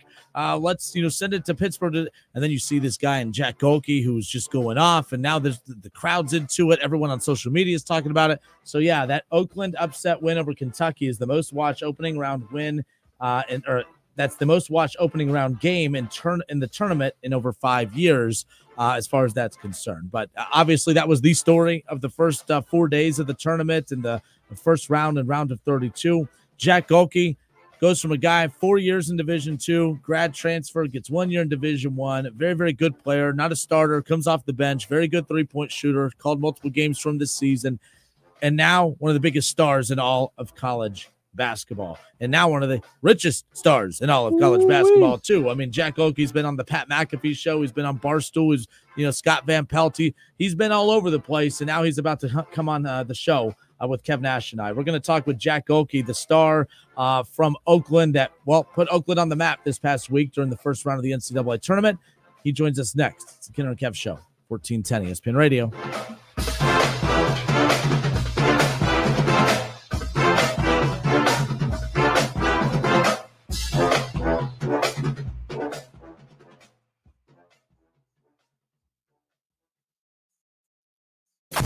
It's the Justin Kinner Show with Kev Nash on 1410 ESPN Radio.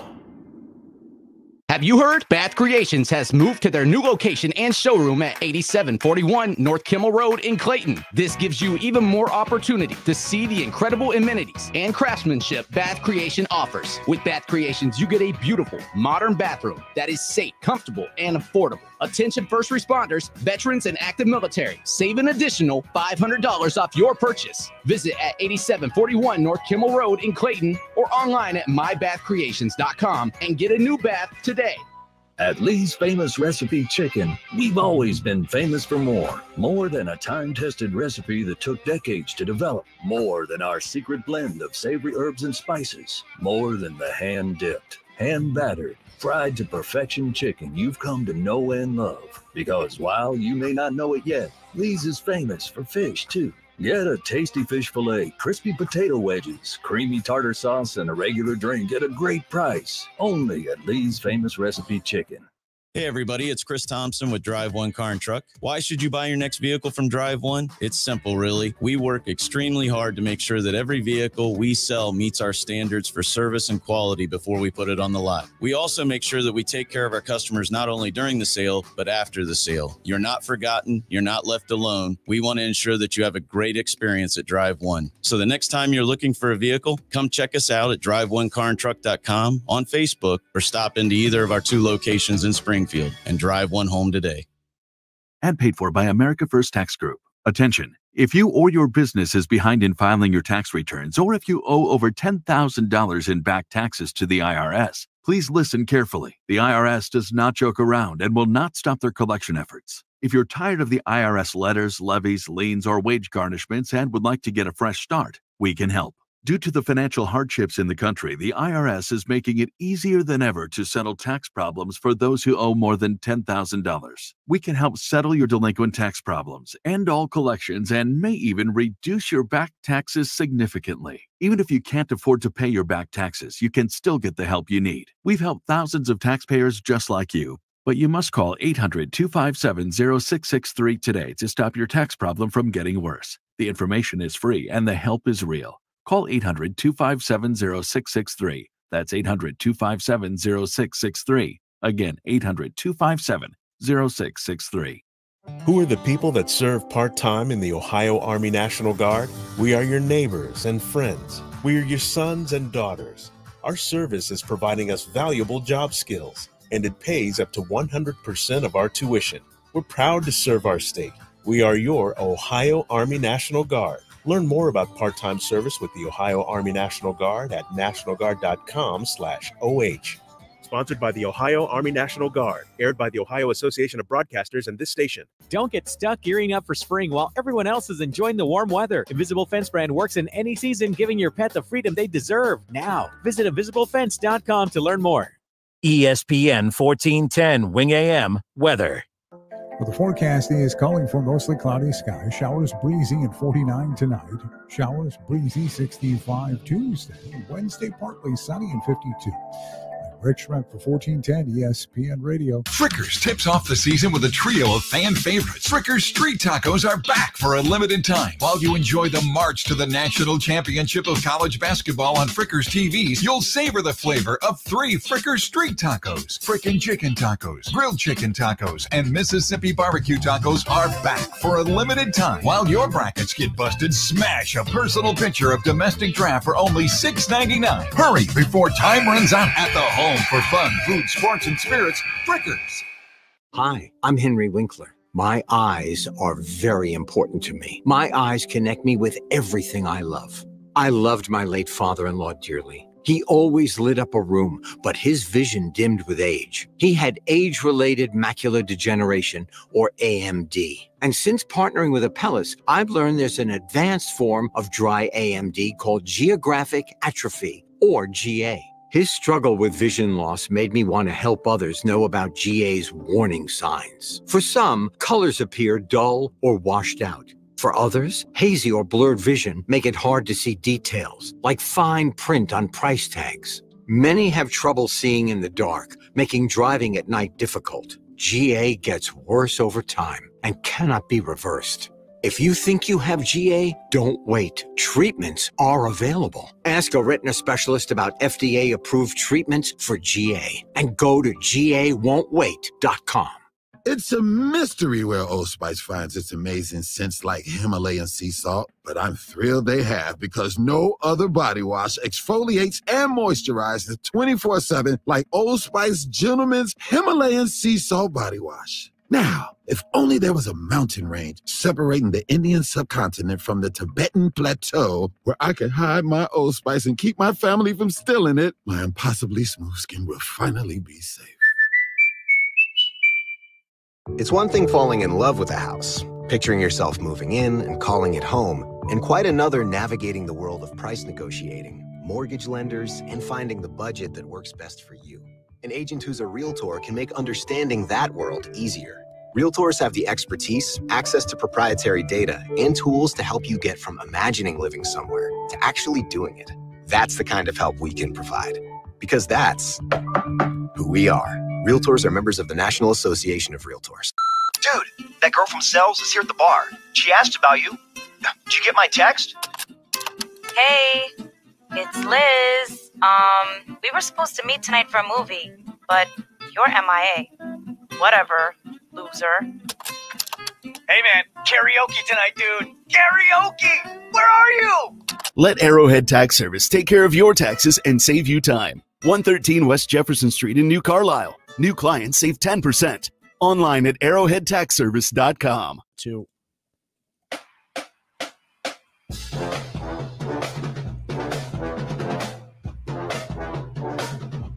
Hour number 2. We are back off and rolling here in Dayton, Ohio. It's the Kinner Kev Show, Dayton's ESPN Radio, 1410 Wing AM. Kev, how's your bracket doing? I have 11 to the 16 left. I have all my Final Four still. I have all my Final Four. But I have all my Elite 8. But you're still doing. Oh, so you still have a lot of opportunity to get the points. Yeah. See, I was getting a little too cocky on that Thursday because I got the first 5 games correct. Yep. Dayton screwed me. Tried picking against the hometown team, and that's what I get. You know, they pull out the win. Then when I picked them to beat Arizona, you know, on the little FanDuel thing, then they lose to Arizona. That's what I get. But Kev, what was the pick that I got right that I was bragging about? Oh yes. And I was one of the people laughing in your face. You picked Oakland over the Wildcats of Kentucky. Not only did I pick Oakland, what happened with that? They won. They won. But I at least feel good about the reason I gave the Oakland pick. I said, look, anytime you get a mid-major team that has a dominant post player and has some shooters on the outside, I'm always going to give that team of fighters chance as opposed to some mid-majors who just have good guard play, but, could be neutralized pretty easily without size down low. They had the Horizon League Player of the Year in Trey Townsend. So, of course, I felt pretty good about it. Plus, having Coach Campy on the show, I felt like I had to put my money where my mouth was. He said I needed to be sharing everything on Friday if they ended up winning, which they did. But I'm super jacked to bring on our next guest, no pun intended. But he was the face of the tournament. The biggest storyline of the first 4 days of the NCAA tournament, of course, was, yes, Oakland's big upset win over Kentucky. They were this close to knocking off NC State to punch their ticket to the Sweet 16 and fell just a bit short. But again, the storylines have not stopped there. We have Jack Gholke with the star guard for, of course, the Golden Grizzlies, who dropped 32 against Kentucky, had another 22 against NC State, 16 threes in the NCAA tournament, and again has just been racking in some NIL deals, but no bigger honor than getting to do the Kinner and Kev show here in Dayton. Indeed. Am I right, Jack? Am I right to at least give us that, right? You're absolutely right. This is the best one of them all. I'm sure. Look, you don't have to lie about that. I see you've been on Pat McAfee. You've been on with Barstool. You've been killing it, man. So I know, like, it's probably bittersweet, right? Like, especially, I said this before. I was like, man, I kind of just, if Oakland's going to lose, just get their ass kicked so that they, they don't feel like they have a shot down the stretch. But losing in overtime, I mean, that's just, any way to lose is brutal. But man, have you had a couple days now to kind of reflect on that a little bit? I know everything's been a whirlwind for you. You've been handling it really well, but how are you feeling here a couple days after that magical tournament run coming to an end in overtime against NC State? Yeah, man, it was obviously a tough end of the game. They had that half quarter to win it. We didn't really execute on our chance to win it right before overtime. And once you get to overtime, like, anything can happen, and we just didn't really execute. So, I mean, you got to give credit to NC State. They made the plays when they needed to, and they got rewarded with that, to a trip to Dallas. Obviously, we really wish we could be going there, but we just said in the locker room after the game, like, we put it all out there. Like, obviously, we want to make an extra play here and there, but we gave it all we had, and it was a tremendous run, and we can be proud of that. Your story is so unique and can be a lesson for a lot of other basketball players out there playing years at the D2 level and coming up to the D1 level and balling out and handling business, man. Talk about your journey. Yeah, it's like you said, it's been a long road, a windy road, but you just got to stick with it. I mean, I always knew that I love the hoop and I love basketball, and being at the Division II level, there's definitely not as much shine and things like that. But I mean, at the end of the day, you're still playing basketball. You're still making terrific relationships with teammates and coaches. So I just enjoyed that as long as it lasted, and try to make myself better every single day. And once I had the opportunity to join a little bit bigger of a stage, I had to seize it and try to make the most of it. And it's just been a really fun year. Yeah, man. Talk about sharing records with Steph Curry for amount of threes hitting the tournament. Yeah, that's crazy. I mean, obviously someone as a shooter that everyone looks up to, just like the absolute definition of a shooter. So anytime you can have your name next to him, I mean, I'll take it. It's still kind of surreal at this point. Like, the games themselves were exciting and they were fun, but they felt like basketball games, you know what I mean? But it's all the other stuff that goes with it that's really been the difference. It's just the amount of things going on off the court. Yeah, I mean, 6 of 17 from 3 versus NC State, and then you hit 10 of 20 versus Kentucky. I'm jokingly asking, do you know how to make a layup? Hey man, I've talked to my teammates this year. They asked me what my game was like at D2, and I tell them, hey man, I used to scar layups. I used to shoot mid ranges. I was a basketball player before, and they don't believe me. They're like, nah, you just shoot threes, man. Was like, so there was a player that played for Green Bay a few years ago and then transferred to Wright State. He's from Dayton, and Amari Davis. And, you talked to everyone made, a lot about your stat line, like just all the threes. And like, there's like 2 random little dots inside the 3-point line of the attempts he had there. Amari Davis, for a guard in today's basketball, he had one of the wilder stat lines where I think he only attempted 3 threes the entire season, but averaged 16 points per game. I was just thought as a freshman to average 16 points a game in Division I basketball in today's game, and not only attempt 3 threes in the entire season was always wild. And you were the complete opposite of that. But Jack, coming out, I mean, when you spent quite a few years in Division II, and I'm pretty sure you had a lot of schools coming at you when you were looking to, move up to that D1 level. you picked Oakland ultimately and the legendary coach and Greg Kampe, but I mean, what schools, were in the mix to get your services? Because, now that you're a star, everyone coming out saying, like, I hear people at Ohio State, oh, we were close to getting them. So what's true, what's not? Which teams were close to getting your services before you went to go play for legendary Greg Kampe? Well, I don't know who told you that at Ohio State, but they never reached out. So they have message boards, dude. They get you every time. So. I had an offer from Lipscomb in Nashville, and that was one of the other schools that I was considering. It was all like mid-major schools. There were no high majors really on my tail. Lipscomb was the other main one, SIU, and then a couple of schools out east. But it really just boiled down to Oakland. I knew the style that Coach Kampe liked to play, and it was just going to be a perfect fit. So I really didn't have any reason to go anywhere else, to be honest. Kampe had to be on his best behavior on that sideline. I noticed. I've seen a lot of Oakland games. He usually isn't that.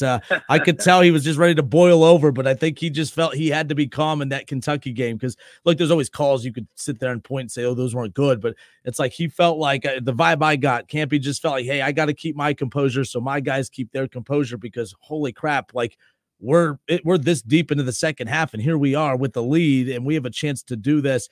It was wild seeing how he reacted. It was wild to see how, like, it didn't alter your play or your teammates' play. How deep into that game, because upsets are part of March Madness. That's what makes that tournament so damn fun. But how deep into that game, Jack, before you and your teammates were like, all right, we've got this far. Like, we got to finish the deal. We got to close this out. What point of that game, is there a particular timeout, a message from your coach, maybe you looking at your teammates saying, hey, let's go do this? At what point did that become a potential reality that you guys were about to knock off Kentucky? Yeah, when we were it was the under 8 media timeout. I don't remember exactly what time it was, but 7-8 minutes or so to go. And before the game, we said if we get to that timeout and it's a close game, we're going to win because we win close games. And we got to that timeout and we just looked at each other and we're like, hey, it's tied right now. We're a 1-point game. It was really close at that point. And if we make the plays down the stretch, then we're going to win. And we said, obviously, it's just going to come down to that. But we trusted ourselves because we knew we had been in those situations all year, whether it was the Horizon League tournament or the regular season or even like our tough non-conference slate, like at Illinois, at Ohio State, at Dayton, all those great schools. We had put ourselves in a lot of situations where we were facing adversity. So we were just at the point where we knew we were going to step up to the challenge and just believing in each other is really what got us to that point. You know, a lot's been talked about from Kentucky's perspective about losing to a Horizon League school at mid-major, but you guys are super experienced and you obviously have, you know, guys that have transferred from a Michigan State like a Rocket Watts on your team as well. So not only that, you guys are hoopers, like you said yourself. So you think like your experience basically pushed you over the edge versus the big time Kentucky talent, quote unquote? Yeah, I think it's a little bit of mix of both for sure, because in today's game of college basketball, it's so much about experience and it's so much older than it used to be. Like you used to have those Kentucky teams, they'd be starting like 5 freshmen and they're all going to the draft, that type of thing. But nowadays everyone's transferring, everyone has an extra year of eligibility, and that really changes things, because when you can have guys who have played that much basketball and seen everything like we do on our team, it just makes things easier because you're not in a situation at any point that you haven't seen before. So you know how to react, you know how to handle it. That definitely helped us in that game. And obviously they have tremendously talented players, but we have plenty of skill on our team too. And with the experience to go along with it, I think that's the combo that wins in college now. You obviously being the face of the opening weekend of March Madness, probably the second face of it, you faced those guys in NC State and DJ Burns, the big man from NC State. What was it like playing up against him, like doubling down on him? Yeah, man, he's a beast. He's a load, dude. I think he's going to give Marquette a ton of problems next game. He's almost like a college Jokic in a way, because he passes the ball really well, and you just see him take some of those shots where he's turning around, throwing it up with his left hand, and he just kisses it off the glass. It's like you just don't expect it to go in, almost like those Jokic shots over Anthony Davis that I'm sure you all can remember. And yeah, he's a terrific player, and can't give him and his team enough credit. They definitely deserve to win that game. And going up against him and hearing he's one of those guys who talks trash, but not in like a disrespectful way, kind of just to get himself going. So you got to respect it. We got Jack Gholke with us here again, the star guard for Oakland, who, again, just went off 30-plus points against Kentucky, 22 against NC State, 16 threes in the first couple games of the NCAA tournament, and the upset winner for Kentucky. Oakland and Jack Gholke, again, just the biggest story coming out of the first 4 days of the NCAA tournament, no doubt. But as we sit here now, you have that monster game against Kentucky, Jack, just to go back to that for a brief second, and really not go back to it, but like the game is done. You have that big performance, you've upset Kentucky, you're moving on. When did you realize that you've become like this big star, right? Because like for me, I call radio for Wright State. Like I've known your name. We had Greg Campy on last week, and I said, man, there's only one team that, there's two guys I always had to hold my breath every time they touched the ball. It was Blake Lappman and of course yourself, because you guys were the scariest, tandem from behind the 3-point line in the league. I hated when you touched the damn ball coming off the bench when playing Wright State this year. I felt pretty good, when they were able to close out on you, not let you get some shots off at times, but you have that big game against Kentucky. I knew your name, but walking off that floor against Kentucky, when you got back to the locker room, how long before you realized, holy crap, like my name's everywhere right now? Like, what was that experience like after Kentucky? Because you've been all over the place. You've been all over social media. You've been all over every media outlet out there. When did you realize, holy crap, like my name is everywhere right now? Yeah, it was almost like a 3-step process, I would say. Like, so we finished the game and we're like, kind of walking off the court, and to us it felt like obviously a huge game, but it was like we just won a basketball game. Like we won a big game, but like there wasn't anything besides just the game, like what was going on right then and there. And then we get to the locker room and we're just talking about it, like celebrating a little bit. I start to walk out to go talk to my parents after the game because they made the trip, and just walking like around the edge of the arena, everyone was hawking me down trying to take pictures, and it took me like 45 minutes to get over to my parents, and I was like, what's going on? Like, why does everyone want pictures of me? I was so confused. So I was kind of like, oh, this is my like a Pittsburgh celebrity now, because we're playing in Pittsburgh, like everyone in the arena, whatever. That was cool, and I was like, this is kind of cool, like the arena's showing love. And then we get back from talking to my parents, and our sports information director's like, you gotta do this interview, you gotta do this, you gotta do this, you gotta go on Scott Van Pelt, all this stuff. And I was like, wait, like what's going on here? Like I'm just a basketball player. I'm not all that. So that was it kind of hit me really fast, and I still don't think I've really processed it, but it was kind of coming in phases.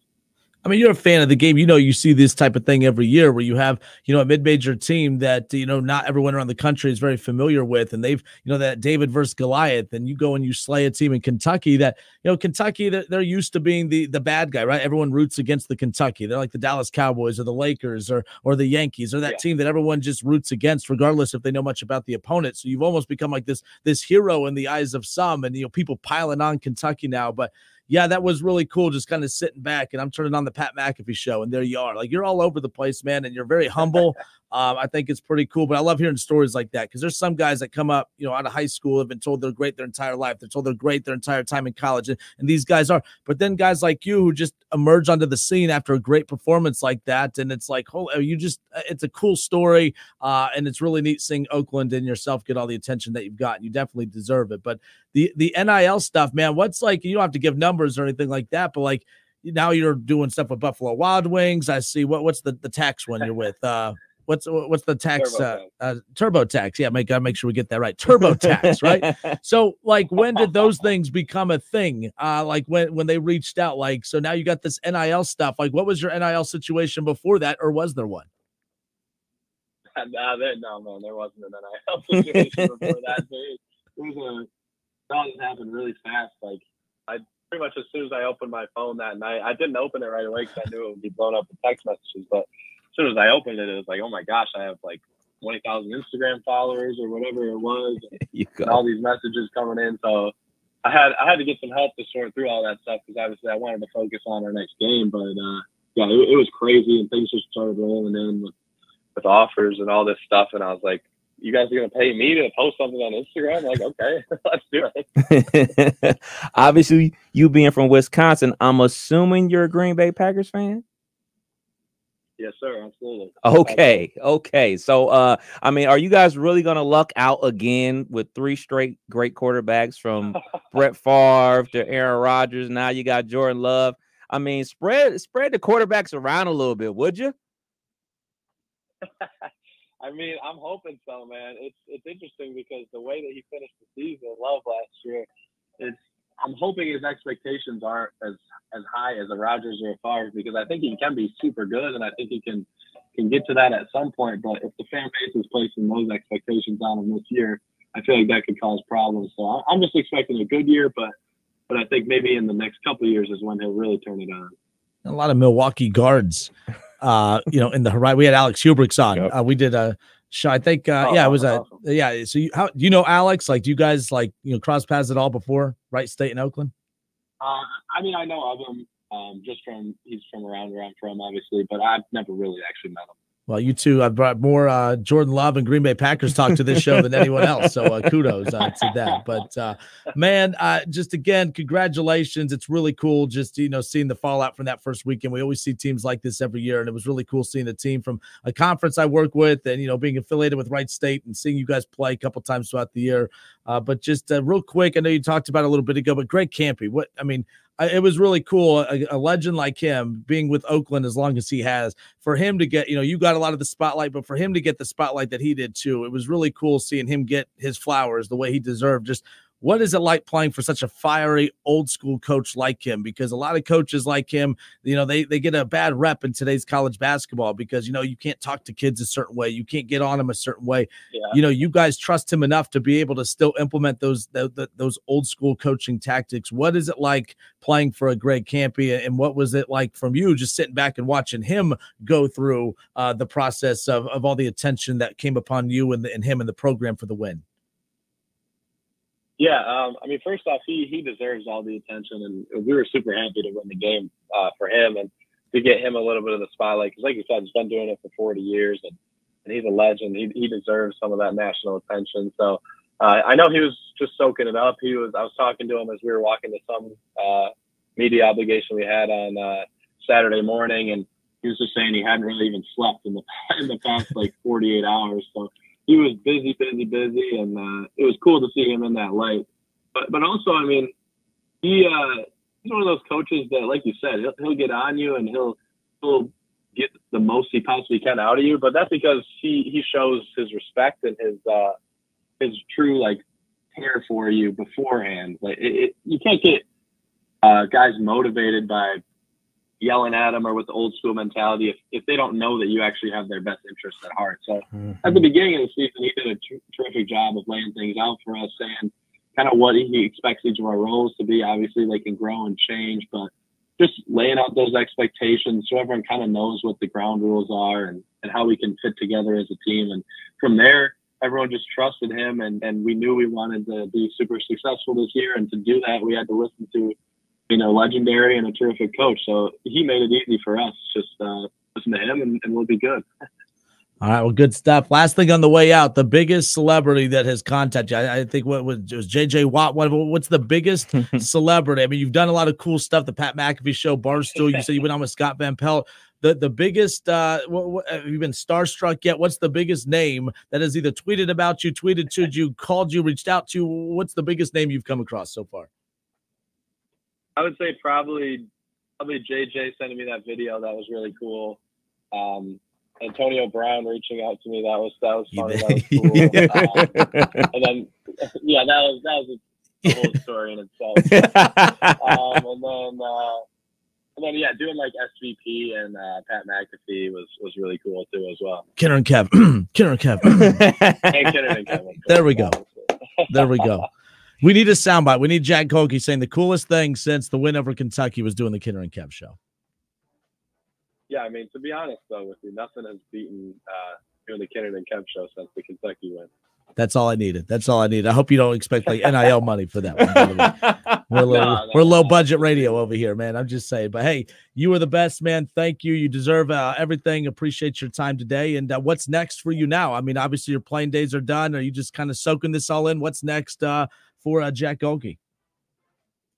Yeah, I mean, just super busy with all this stuff right now, which has been cool and great to meet all these people. And I'm planning to go to the Final Four to do the 3-point contest and do some media stuff out there. So that'll be fun. And then after that, just start prepping for next season, I want to start a pro career. So wherever that's going to take me, whether it's some NBA workouts in Summer League or overseas, I'm just going to kind of play out the process and see what happens. And that 3 ball, that could take you places, man. That could definitely take you places, that's for sure. But, hey, thank you so much for your time today. Best of luck. And it's pretty cool to hear. We'll be keeping an eye out for you in that 3-point contest. Glad to see that Gholke is not done when it comes to the NCAA tournament. Jack Gholke, everybody, giving us some time today. You the man. Appreciate you. And we'll talk soon. Thank you. So great to talk to you guys. Thanks for having me. More of the Kinner and Kev Show when we come back. Hey, let me tell you about the advantages of driving with my friends at Cordell Transportation. First of all, for the new year, they're offering brand new equipment to drive. They purchased new equipment, and not a lot of people could say that, but they've got it, and they're ready to roll with you. Cordell Transportation is offering an incredible $5,000 sign-on bonus paid over 18 months. If you're an experienced Class A CDL driver looking for excellent benefits, home daily dedicated lanes, no-touch freights, then apply today online at CordellTransportation.com. Cordell Transportation, driven to succeed. Hi, Joey Beckett here at Arbogast Ford in Troy. We're making it easy to get your vehicle serviced. We offer pickup and delivery. We'll pick up your vehicle, service it, and bring it back to you. Convenient Saturday hours from 8 a.m. to 2 p.m. We can also come to you and service or repair your vehicle. Call us for details. Arbogast Ford in Troy, exit 69 off of I-75. Look for the giant American flag. We'll see you soon. The very best high-quality used car selection in the area is found at Chevrolet of Troy. Local late-model pre-owned vehicles that are ready to move. All used cars come with a no-charge warranty. That's incredible. This is a quality, hand-picked inventory ready for you to shop today. Check out our digital storefront right now at ChevroletofTroy.com. Chevrolet of Troy has the vehicle of your choice at our full-service premium dealership. We are proud to be your best choice for your next used vehicle purchase. 1375 South Market Street in Troy. In this market, you'll find Fisher Investments is different than other money managers. Different how? Aren't we all just looking for the hottest stocks? Nope. We use diversified strategies to position our clients' portfolios for their long-term goals. You don't just provide cookie-cutter portfolios? No, we tailor our clients' portfolios to their goals and needs. But you still sell investments that generate high commissions for you, right? No, we don't sell commission-based products. We're a fiduciary, the highest standard of care for a financial advisor. It means we're obligated to act in our clients' best interest. So when do you make more money? Only when your clients make more money? Yep, we have one transparent management fee structured, so we do better when our clients do better. Sounds like you really look out for your clients. We do, because our priority is helping them achieve a comfortable retirement. That might be why most of our clients come from other money managers. Visit FisherInvestments.com to find out why investors like you switch to us. Fisher Investments. Clearly, different money management. Investments in securities involve the risk of loss. Find what you love and love what you find at Total Wine & More. With so many bottles at the lowest prices, it's easy to find your favorite. Total Wine & More. Spirits not sold in Virginia and North Carolina. Drink responsibly. B21. I'm Terry Krupp of Laird's Tax and Accounting, serving this area's tax and accounting needs for over 80 years. If you have concerns about your tax return, we invite you to discover how we can make your tax filing experience easier. If you had a difficult experience in the past, our professional staff can provide the accurate return you want with maximum use of all legitimate deductions. Laird's Tax and Accounting is a trusted name and stands behind your return if the IRS calls. Contact us at 937-325-6571. Information at lairdstax.com. Obi Toppin here. Are you ready to hoop it up with me? Register for the Care Source Obi Toppin Basketball Pro Camp, August 7th and 8th at UD's Recplex. Visit obitoppincamp.com for more information and registration. Can't wait to see you there. It's time, basketball bettors. It's March Mania. Hey, it's Kev Nash, here to tell you about BetUS.com. I endorse one sports book and casino, and that's BetUS. They've been driving to the basket for over 30 years. This year, BetUS has an epic three-pointer, 125% sign-up bonus on your first 3 deposits. That's right, the industry's craziest 125% sign-up bonus on your first 3 deposits, plus 10% gambler's insurance. And there's even more. BetUS accepts crypto crypto and is offering a massive 200% crypto sign-up bonus. Gamblers insurance and crypto? You don't see that anywhere. March Mania basketball can get even more exciting with their live in-game betting. It's also a blast to check out their casino after the game, where you could get a 250% casino bonus. Get started by visiting betus.com or give them a call at 1-800-MyBetUS to learn all about their bonuses and special offers. BetUS, where the game begins. Many Vietnam War veterans were unknowingly exposed to dangerous chemicals impacting their health and quality of life. There are now expanded benefits for veterans exposed to Agent Orange. Veterans with Parkinsonism, bladder cancer, or hypothyroidism who previously applied for VA disability compensation but were denied should reapply and might be eligible for retroactive compensation. Exposed veterans who have not yet applied should consider filing a new claim. For assistance, call Montgomery County Veterans Service Commission at 937-225-4801. Hear that? The sound of your antique fountain pen gliding across linen paper as you journal in the park. And if you were here, you'd be inspired by the warm breeze. But you're not here. Because your self-care happens out on the road, riding your motorcycle protected by Progressive. And the wind in your face on the road is all the inspiration you need. So if you ride, get a quote and see if you could save with Progressive, America's #1 motorcycle insurer. Now that's inspiring. Progressive Casualty Insurance Company and affiliates, not available in all states. When you wake up well-rested on a great mattress, everything becomes clear. That meeting could have been an email. Things you missed when you were tired finally reveal themselves. Look at all the things my neck can do now. At Mattress Firm, we know the right mattress matters. That's why we give you 120 nights to make sure it's right for you, or your money back. Plus, you get free and fast delivery. Shop in-store or online at mattressfirm.com. The right mattress matters. We'll find yours. Restrictions apply. See store or website for details. Hey, Dayton and Springfield, it's Chris Thompson with Drive One Car and Truck. Hey, I've got 30 seconds to tell you why you need to buy your next vehicle from Drive One. Simply put, ease of business. You're tired of the hassle of going to the big stores. They call you at all hours of the night. They're just overbearing. Not at Drive One. We make it simple. We make it easy. We have a great selection, great prices. We have 2 locations in Springfield. Check us out on the web at driveonecarandtruck.com or Facebook. But get in here and drive one home today.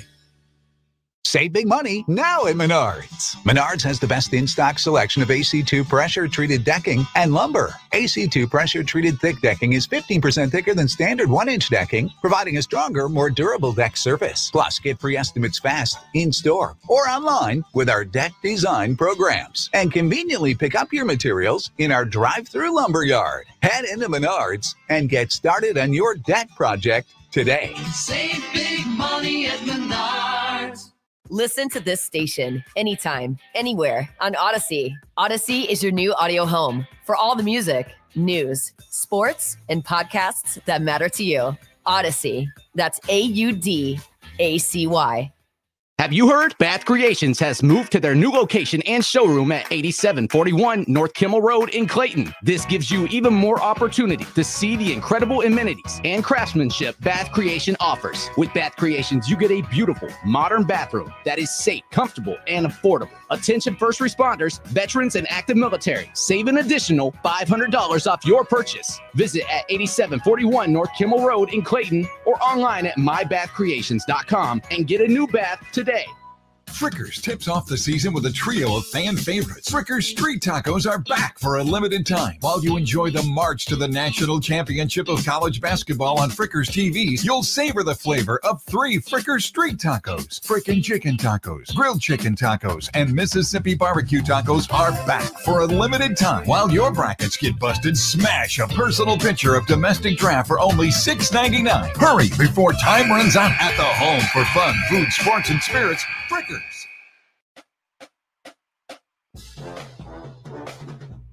All right, Justin, Kinner, Kev Nash, we're back with you here, 5 o'clock, top of the hour here, Dayton's ESPN Radio, 1410 Wing AM. Thank you to Jack Gholke for giving us some time here today. And Kev, he's one of the feel-good stories about the NCAA tournament, no doubt about it. Not just this year, but, like, that's what the tournament's about. Like, the reason I love this tournament had exactly what I prefer. I like upsets early. I don't like Cinderella's late. Now, I would have made an exception for Oakland. Now, that's just because I'm familiar with Oakland, and I would have had I had an interest there. Yeah. But this has a good blend of the upsets happened early, But man, you talk about Purdue and Duke, and they're steamrolling teams. Like Tennessee, they're steamrolling teams. Like, I think there's a good balance. You got some upsets early. You got your James Madison. You got your Oakland. You got your good. You have your stars that were made, like Jack Gholke, who just spent some time with us here on the show. But then ultimately, you're still getting the powers. You're still getting the big time matchups, because sometimes the matchups are eliminated because of the upsets, and then you get a blowout in the Sweet 16. You're like, oh, we could have had an ultimate showdown in the Sweet 16. I think what we have left, we don't have a lot of Cinderellas. I don't think we have any Cinderellas left. I think James Madison got knocked out. I mean, I don't think I think it's just full steam ahead. Would you consider NC State a Cinderella? No, not. I mean, I don't consider ACC. I don't consider high major programs to be Cinderellas. Okay. But that doesn't mean if you do, that's fine. I do. Just because their story, because they had to go on that journey. Yeah, because they weren't in the tournament. They worked themselves onto the bubble and then said, "Forget your bubble. We're going to punch the auto bid by winning the ACC conference." Not only that, I had them losing to Texas Tech. I figured they will be out of gas after playing basically 4 games in 5 nights in the ACC tournament. I think it basically came out they played 6 games in 12 days. Sounds like the NBA. But ultimately they were able to get it done. First Texas Tech, then obviously beat Oakland the other day, and they're 11 seeds. So I would say they're the closest thing to a Cinderella. Closest thing, like I said, was just for me, high major teams. You got legit dudes in your team, but double-digit seed, having to win your conference tournament to get in. You were not in that large team. So definitely, I see for that perspective. So how about these showdowns? Sweet 16. Clemson, a 6 seed, going up against number 2, Arizona. Clemson being led by former Wright State coach Brad Brunell. Actually, the Raiders coach before Scott Nagy was Billy Donlin. Billy Donlin, who was an assistant for Brad Brunell at Wright State, is now an assistant for Brad Brunell at Clemson. And they're in the Sweet 16 taking on a team that the last 2 times teams from the Miami Valley have been to the tournament have been knocked out by the team that they're going up against. So kind of a weird little tie-in there. Arizona knocked out Dayton last weekend. 2 years ago, knocked out Wright State in the first round as well. So they'll be taking on Clemson. San Diego State and UConn. See, San Diego State's they're a mid-major, but they're a consistent force in college basketball right now. In the 5 versus 1 versus UConn, Alabama, North Carolina, and then Illinois, Iowa State. I mean, I think this is exactly what we kind of expected as far as where we're at right now. And then the other Sweet 16 matchups, and I'll let you comment on these in a second. I just want to see what the Friday games are. Of course, check your internet. NC State Marquette, which could have been Texas Tech Marquette, but either way, NC State's there. Gonzaga, Purdue, Duke, Houston, Creighton, Tennessee. That's why I love this year's tournament's been amazing. It's one of the highly rated tournaments this season as far as ratings are concerned. There's been a lot of good games. I think you got your Cinderellas early. You got your fun teams out, the fun storylines out of the way. Now you're getting the big-time matchups that everyone highly anticipates, like Creighton, Tennessee. Creighton, Tennessee should win, but Creighton's been steamrolling teams too. They haven't been close. Duke, they haven't been, they had to play Vermont. They just took on, James Madison? Yep. Easy path, but they've made it look easy. Yeah. I figured James Madison will put up more of a fight versus Duke since they were the highest scoring team in college basketball. That was not the case the other night, 93-55. I do have a bone to pick, though. Probably the most entertainer, or second, I guess the Duke and Houston game is probably the biggest matchup of the weekend, but Illinois, Iowa State. So on Thursday, scheduled tip-off time, 10:09 p.m. What is the hold on? The matchup is what? Illinois and Iowa State. Thursday at 10:09 p.m. Now I say scheduled time because obviously UConn and San Diego State play before that. That tip off is at 7:39. So just for instance, say that game goes, to overtime, or even a close game where you get 1 million timeouts.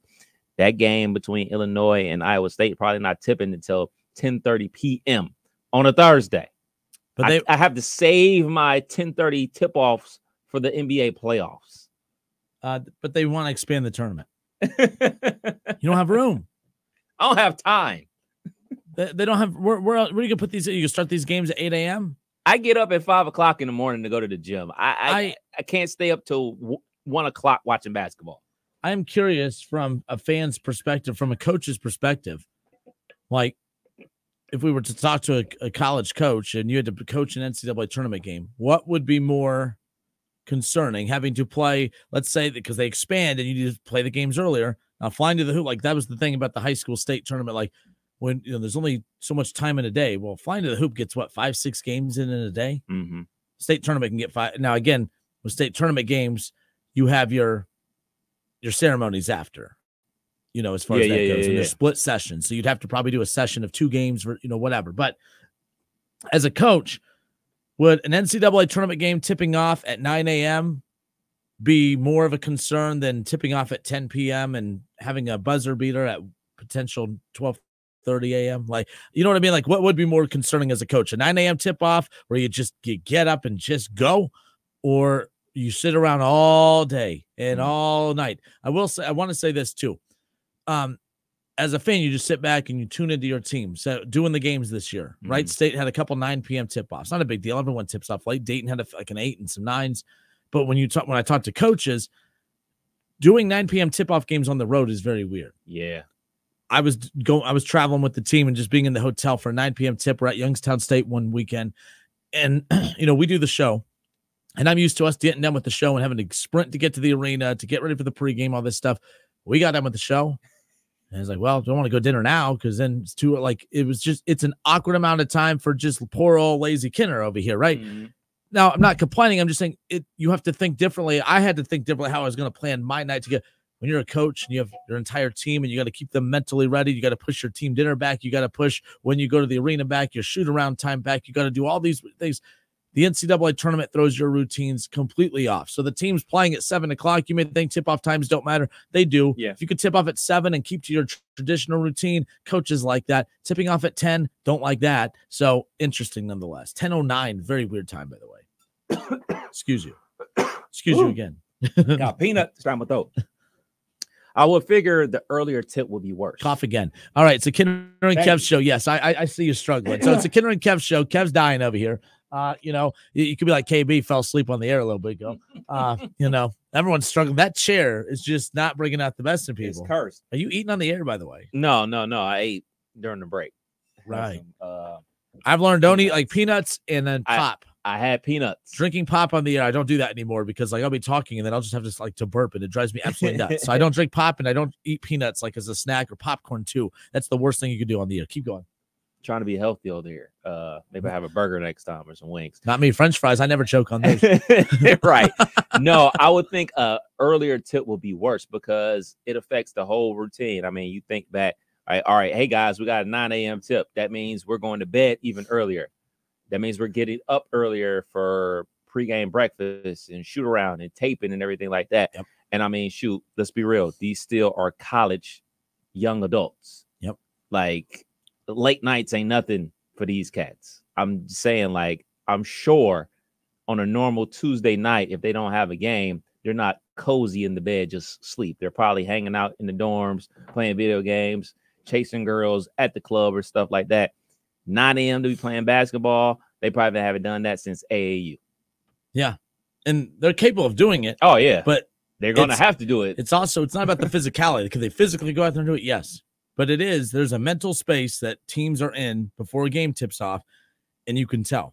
I know this sounds silly. The moods of the coaches. I could always tell. It was a joke with Chris and Nick throughout. I could always tell when Wright State was going to win. I could tell by the mood of the coaches because the coaches know the mood of their team.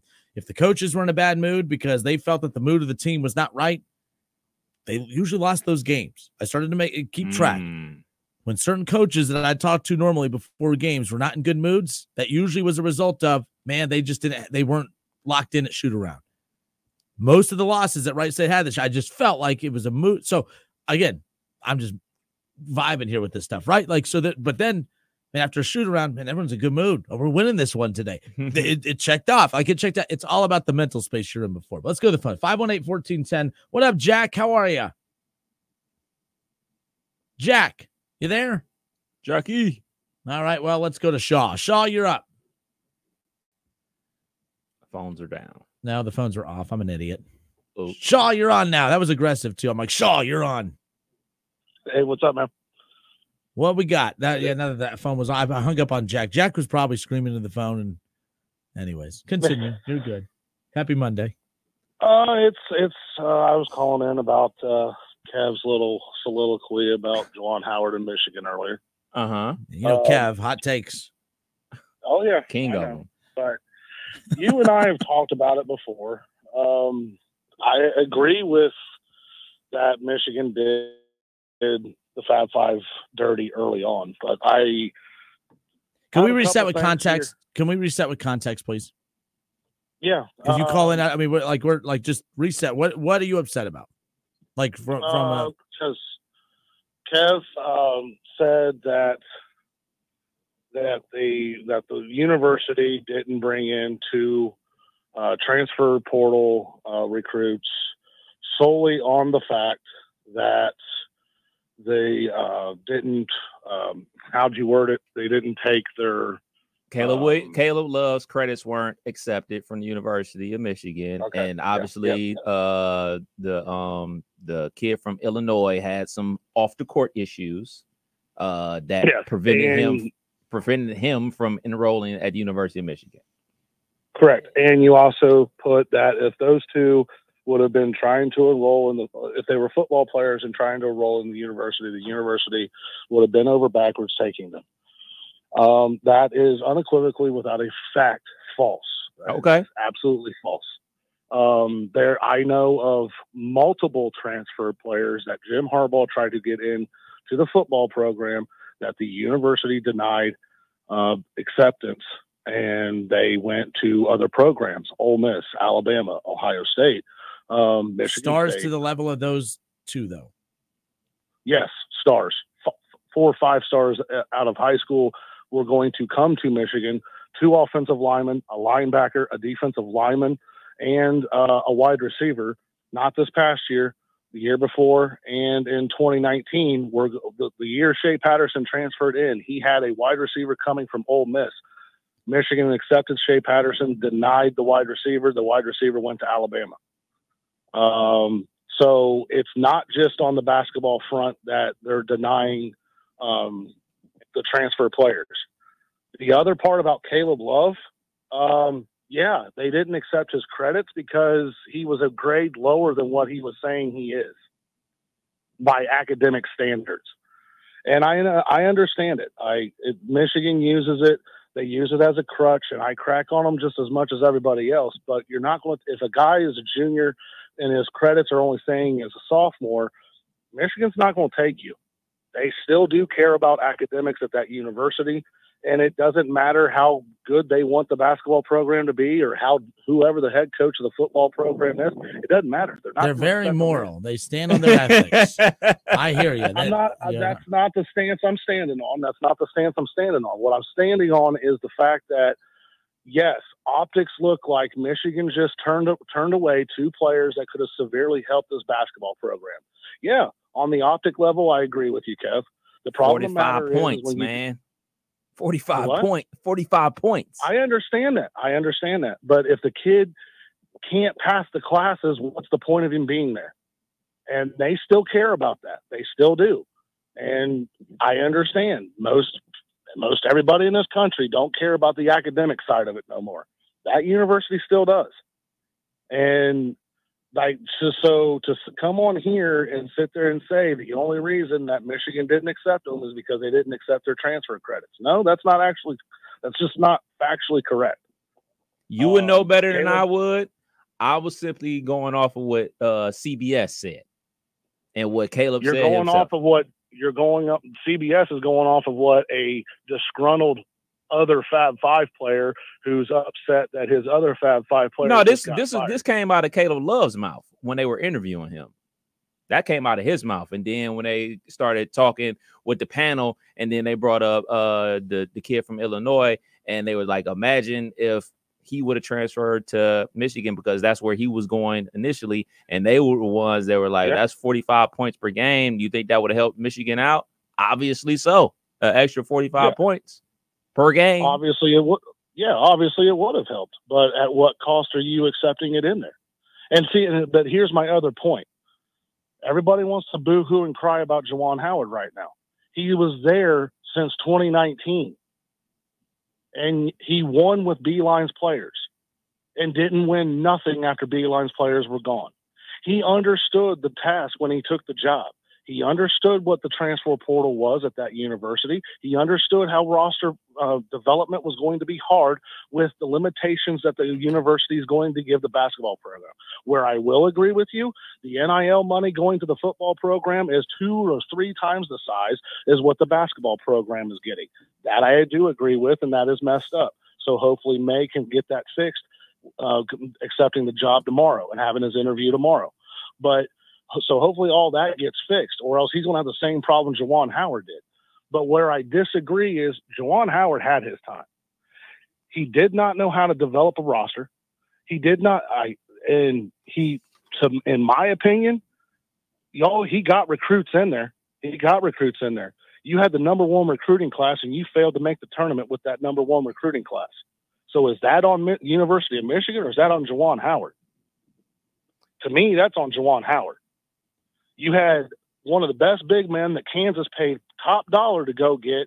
You had him on the roster, and after Beeline left, you only made the tournament and you made your Elite 8 run with him one more time. That's why he dipped and went to Kansas, because he got tired of being on the University of Michigan's basketball team and getting tail whipped by Rutgers and Nebraska and teams like that, because his head coach couldn't develop a roster or couldn't build a roster. Rutgers has been pretty good. Kind of the same type of problem that we have over here off of Stewart Avenue in place at the arena. Oh, now we're back on the same page. Now we're back on the same page. Oh, man. Strays. Poor roster development. Strays. I mean, you guys want to talk about how that game was close on Saturday. That game wasn't close. Did we forget at one point it was a 15-point game? What was the halftime? It got down to what, 8 at halftime? They're down 9. Right? They went on a run. Didn't it go like a 4? Then it went back up to 12, and then it went down to 9, and then it went up to 13, and then it went down to 5, then it went back up to 14. They don't have a point. They didn't have a point guard. There was no bench. Their shooting was suspect at best. Their best player on their team, for all of his hype and glory, he's great offensively when he's down low. Problem is he wants to hang out in the three-point line way too much. Then when you go play defense, he's a liability defensively. He's not A+ defensively. He's not. He's just not. And that's probably why he's a 55th probably draft pick coming in. And yeah, I agree with Kinner. He should come back. But I called in about Michigan. Enough strays going to Dayton's way. But yeah, we don't tolerate that on this show, Sean. I know. I gotta button it up and I gotta be better. I understand. Yeah. But so yeah, I agree. Juwan should have been probably given a little bit more love early on, and Michigan should definitely rehang the banner, and they should really probably put statues out there for the Fab Five and stuff like that. I understand that, but at the end of the day, Juwan Howard failed the Michigan basketball program, and that's why he got fired. I know you guys got to go. Still, you're defending national champion. I didn't let Shaw do it this time. Good job. He ends every call with "Go Blue." I just couldn't do it. I appreciated the strays, but I couldn't let him end with "Go Blue." I just couldn't do it. I'm proud of you, man. I just couldn't do it. I would have asked him what was Tommy Amaker's record at the University of Michigan, because I can't remember offhand. That would have been like a question I would have asked him, but that's neither here nor there. I was big on I loved the Juwan Howard hire. I was out on Juwan Howard when he started recruiting well and not being able to win games, and then recruiting well, not being able to win games, and then slapping the hell out of people. That's what I was waiting for you to get to. But it's not just so much that's what I didn't like. It doesn't offend me that much. My point is you can't do all of that while losing. You could win and slap the hell out of people, but you can't slap the hell out of people while losing. And that's the only thing that made it probably a little bit easier. Maybe some reason probably the university checked out on him as far as that's concerned. Now, if he would have cheated, I mean, you would have assistant coaches crying for him. You would have had Yoko Ono or whatever his name is coming out saying, and Juwan, we trust. You'd have had signs that say, "We are Juwan." We'd have had, you know what I mean? Juwan against the world. We're number Juwan. They would have come up with all this stuff to support Juwan Howard. Come on, there's more Juwan jokes. Help me out. I ain't got none. I don't have because it could be borderline. But his name's Juwan. We're good. We're good, I think. Let's just go to break just in case. Yeah. Kinner and Kev, 1410 ESPN Radio. We're number drive. Hey, let me tell you about the advantages of driving with my friends at Cordell Transportation. First of all, for the new year, they're offering brand new equipment to drive. They purchased new equipment, and not a lot of people could say that, but they've got it, and they're ready to roll with you. Cordell Transportation is offering an incredible $5,000 sign-on bonus paid over 18 months. If you're an experienced Class A CDL driver looking for excellent benefits, home daily dedicated lanes, no-touch freights, then apply today online at CordellTransportation.com. Cordell Transportation, driven to succeed. Find what you love and love what you find at Total Wine & More. With so many bottles at the lowest prices, it's easy to find your favorite. Total Wine & More. Spirits not sold in Virginia and North Carolina. Drink responsibly. B21. Hi, Joey Beckett here at Arbogast Ford in Troy, home of the low price tire guarantee. We'll meet or beat any advertised price on the major tire brands that we carry. We also offer the Tire of the Month special for an additional $25 off the tire purchase. See us for the details. Arbogast Ford in Troy, exit 69 off of I-75. Look for the giant American flag. We'll see you soon. Frickers tips off the season with a trio of fan favorites. Frickers Street Tacos are back for a limited time. While you enjoy the march to the National Championship of College Basketball on Frickers TVs, you'll savor the flavor of 3 Frickers Street Tacos. Frickin' Chicken Tacos, Grilled Chicken Tacos, and Mississippi Barbecue Tacos are back for a limited time. While your brackets get busted, smash a personal picture of domestic draft for only $6.99. Hurry before time runs out at the home for fun, food, sports, and spirits. Frickers. Did you know Chevrolet of Troy is offering savings up to $10,000 off new Chevys and the lowest prices in the area? We take pride in being your premium dealership to buy your new Chevy for the absolute lowest price, guaranteed. Over 100 brand new Chevys to choose from. Customer service is our top priority, and we make financing easy. Being a full-service, state-of-the-art premium dealership makes Chevrolet of Troy your absolute best choice. For your new Chevy, 1375 South Market Street and online at ChevroletofTroy.com.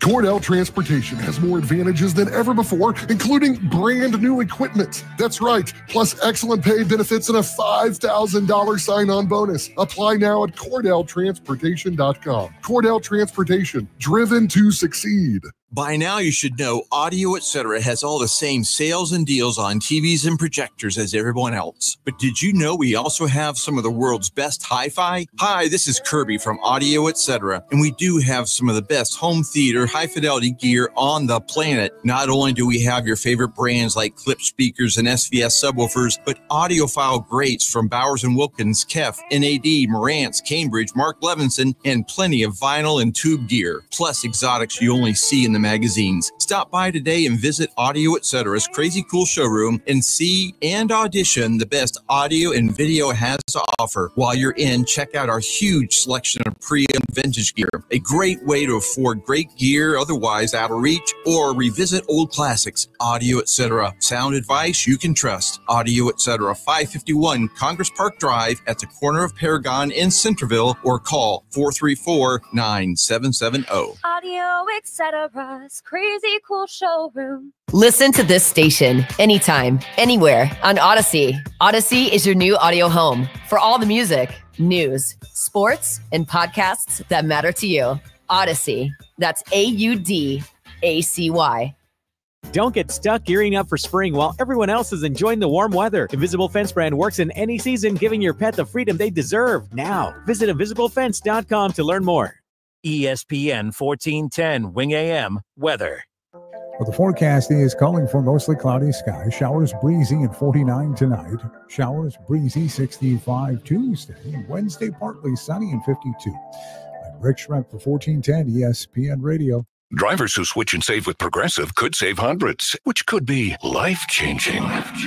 I mean, you could put that money towards that zero-turn lawnmower you've always wanted. And after using its edge-shaping technology to meticulously sculpt the face of the Mona Lisa into your grass, you'll become the undisputed king of Saturday morning lawn care, leaving your neighbor and sworn enemy Gary to question his place in the delicate neighborhood ecosystem. And it's all because you could save money switching at Progressive.com. Progressive Casualty Insurance Company and affiliates, not available in all states. The good folks at Wendy's have a revolutionary new product for you. Introducing the new Orange Dreamsicle Frosty. It's like a time machine that takes you all the way back to now, the year 2024. It's the classic creamy, orangey flavor you remember. Dare I say, it's new-timey. It's the flavor you grew up with, just all grown up. Head over to your local Wendy's establishment and get yours while supplies last. The new Orange Dreamsicle Frosty. Here for the now, for now. Limited time only at participating Wendy's. Do you have an old sports program, baseball, photo, ticket, or game-used equipment just collecting dust? Sports Investments wants to buy your sports memorabilia. They're also interested in old sports cards and also buying political, aviation, and entertainment items. Bring your collectibles to Sports Investments and get a fair value on the spot. If you decide to sell, they'll pay you immediately. Sports Investments is the largest buyer of memorabilia and cards in the area since 1993. Sports Investments also feature the best selection of autographed memorabilia, sports cards, and other collectible items for sale, including all your favorites like Tiger Woods, LeBron James, Joey Votto, the Bengals, the Browns, the Big Red Machine, UC, XU, UK, NKU, UD, Louisville, Notre Dame, and Ohio State, just to name a few. You'll enjoy the experience of dealing with the Walter family. Call them at 513-891-5000. Email adam@sportsinvestments.com or visit them on Montgomery Road, right off I-275, just 40 minutes from WING. At Lee's Famous Recipe Chicken, we've always been famous for more. More than a time-tested recipe that took decades to develop. More than our secret blend of savory herbs and spices. More than the hand-dipped, hand-battered, fried to perfection chicken you've come to know and love. Because while you may not know it yet, Lee's is famous for fish, too. Get a tasty fish fillet, crispy potato wedges, creamy tartar sauce, and a regular drink at a great price. Only at Lee's Famous Recipe Chicken. Save big money and transform your home with Menard's huge selection of lighting. Find your style with Patriot Lighting and give your home an updated look. Patriot Lighting provides the largest in-stock selection of interior lighting with over 350 lights, so you can find the perfect match for your decor. Hurry in to stroll through our lighting showroom and browse our extensive collection today. Or check out all our lighting options on Menards.com. Save big money at Menards. You can make the decision right now to get lasting relief from that awful joint pain for 2024. Don't go another year compromising because of that pain in your knees or shoulder. Call QC Kinetics now. QC Kinetics is the nation's leader in regenerative non-surgical pain relief. Your body has what it needs to restore and repair that damaged joint tissue. And QC Kinetics can make it happen. No drugs, no surgery, no downtime. The future of pain treatment has arrived, and QC has tens of thousands of satisfied patients all over America. People with back pain, hip pain, any pain associated with arthritis or an injury. This is not a Band-Aid. This is a revolutionary treatment that can get you moving again. Get your life back. And listen, it's non-surgical. If this is the year you decide to fight back against that pain, take the first step now. Call QC Kinetics. Get a free consultation on your calendar today. Call 937-936-0325. 937-936-0325.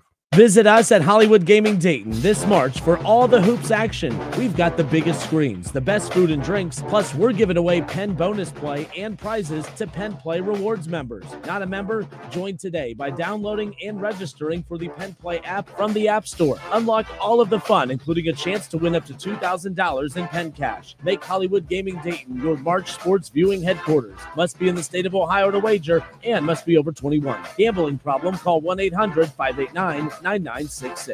Many Vietnam War veterans were unknowingly exposed to dangerous chemicals impacting their health and quality of life. There are now expanded benefits for veterans exposed to Agent Orange. Veterans with Parkinsonism, bladder cancer, or hypothyroidism who previously applied for VA disability compensation but were denied should reapply and might be eligible for retroactive compensation. Exposed veterans who have not yet applied should consider filing a new claim. For assistance, call Montgomery County Veterans Service Commission at 937-225-4801. You have empty office space to fill or home office to create. You know what you need. You know what you'd like. But you also have a pretty good idea after you've shopped around the usual places what you need and what you like might not happen. Well, then you haven't been to Charles Larrick's Warehouse Outlet. Nobody has their selection. Nobody has their discounts. And every week, there's something new. If you need office furniture, Larrick's Warehouse Outlet can sell it to you for half the price and below manufacturer's selected prices. Half price and below on hundreds of items. Selection from budget to the best. Really, desks from $50 to $5,000. Filing cabinets from $25 to $500. Before you go anywhere else, do yourself a favor and come to Larrick's Warehouse Outlet. With 25,000 square feet of selection, you're not going to go anywhere else. Larrick's Warehouse Outlet at 23 McOil Avenue, Dayton. Open Monday through Friday, 9 to 6. Larrick's, continuing the tradition.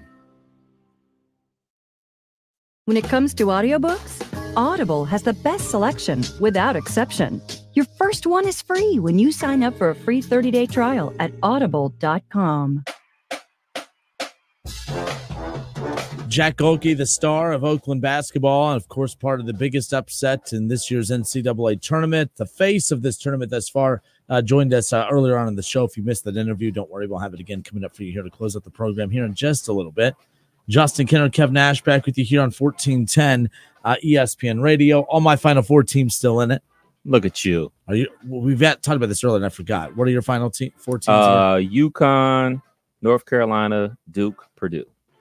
So I have Illinois and Tennessee. Maybe I don't. Maybe I had. Where is my bracket? I don't know where the heck it is. I think it's over here. Take a look. Live radio. Way to be prepared. Oh, do we got it? No. That's not mine pinned behind you? No, that's an extra copy. An extra copy of yours? Yeah, I'll post them everywhere. And then that's why we don't have to stop what we're doing to find out where Kinner's bracket is. Oh, we're going to blame me for not knowing I said your bracket. I'm saying that's why we don't have to stop the show to find your bracket because Kinner doesn't have his stuff together. Okay. As far as that's concerned. Yep, that's my extra bracket. That's the extra one. So, nonetheless, but all right, we welcome you back again, Kinner and Kev, here on a Monday, 1410 ESPN Radio. How about Deion Sanders? And Deion, I know he means well. He says what he says. I think what he says is a lot of what coaches believe. They just don't have it's either they're smart and don't say it or they don't have the guts to say it. I'm not really sure which one it is.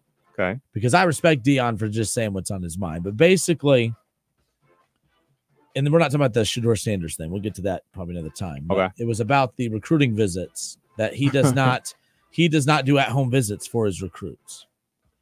And whether he's right or wrong, the one thing I will say is this. When Harbaugh was climbing trees and doing sleepovers to get recruits to go to Michigan, and again, I'm not saying it's wrong. He ultimately won a national championship. But I think giving that much power to high schoolers is just ridiculous. And I know you want kids to come to your school. Mm-hmm. But there comes a certain point where it just needs to be, I'm the head coach. This is our program. This is what we stand for. This is what we envision for you. Here's what you can get if you come here. Here's how we are going to help you individually and personally and how we see you being a fit to help us out in a team setting. Okay. Climbing a tree has nothing to do with that. Sleepovers has nothing to do with that. I don't like that. I think that's ridiculous. I really do. And I think, and this was years removed from this, I get that, but whatever athletes are making them do that, shame on them. You and your parents are an embarrassment too. I think that's ridiculous. It shouldn't come down to that. You should, this is a huge decision.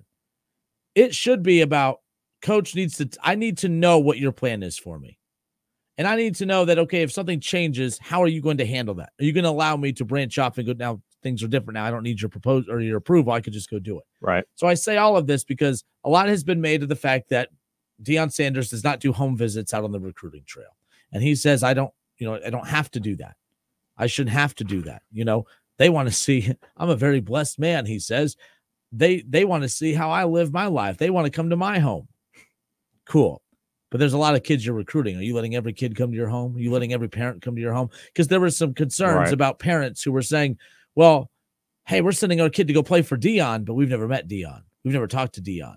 He'll do a meeting with the parents at the very beginning of the season, but it's not really a very It's not a very intimate one-on-one setting. It's I'm sitting you all down to let you know I'm Dion, I'm the coach. What I say goes, and there you go. So there's starting to be some weird stories like that he came down and basically doubled down on. And I'm curious your thoughts on that, because I don't believe that the home visit is the absolute most necessary thing. But at the same time, I get that, it's that personable one-on-one time. I think coaches should want to go maybe see the homes of these individuals, see how they live their lives, maybe learn some of the background of the individual that they're recruiting of, hey, he gets good grades. Hey, he's a really good athlete. Oh, but man, his home life's not very good. Maybe I learn about that individual of how to coach him. Oh man, his dad's an absolute jerk and doesn't respond well to being talked to a certain way. Maybe I should learn that about this. These are things that can come to you later that you learn about a kid. I don't know. I don't know where I sit with all of this. I don't like when athletes make the coaches do stupid stuff like climb trees and do sleepovers, but I don't know if it's too much to ask for a coach to come do a home visit. Maybe not for everyone, but when you're in a recruiting war with somebody, it's Colorado, man. Like, you have to maybe do a little bit more than what Alabama has to do. You might have to, your name's bigger than Ryan Day's, but you still have to work harder than Ryan Day to get a recruit because it's Colorado. So I don't know. What did you make of that story when it came out? First, for the Harbaugh situation, and coaches in general, I just want coaches to be themselves and be them authentic selves. Oh, so you say never mind. He probably just did it on his own. Hey, exactly. No, I'm sorry. No, like serious. Like, I don't think Jim Harbaugh was being phony or doing what the kid wanted him to do and have a sleepover in the clubhouse and climb a tree. I think that's Harbaugh's genuine personality as a rambunctious type of guy, a guy full of energy. Because let's not forget, Michigan wasn't the only schools recruiting these dudes. Did we hear about Nick Saban climbing in the tree? Did we hear about, Coach Day climbing in the tree? We only heard about Harbaugh. So I think these are more just like Harbaugh being Harbaugh type of situations. And I'm actually cool with that. I'm cool with people being themselves. I want people to be themselves. I don't want people to conform and do what people expect them to do. So that's the last good thing I'll say about Jim Harbaugh. Big fan. Huge fan. Huge. So as far as Coach Prime is concerned, I think this speaks volumes about where he views recruiting from the high school level. He's not recruiting at the high school level.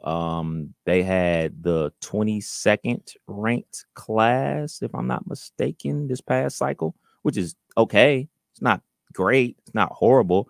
But I mean, you look at obviously Georgia at 1, Alabama at 2, Ohio State at 3, Oregon at 4, Texas at 5. Like, those are the teams that we expect to be contending for national championships. He's basically saying that he's going to live in the transfer portal.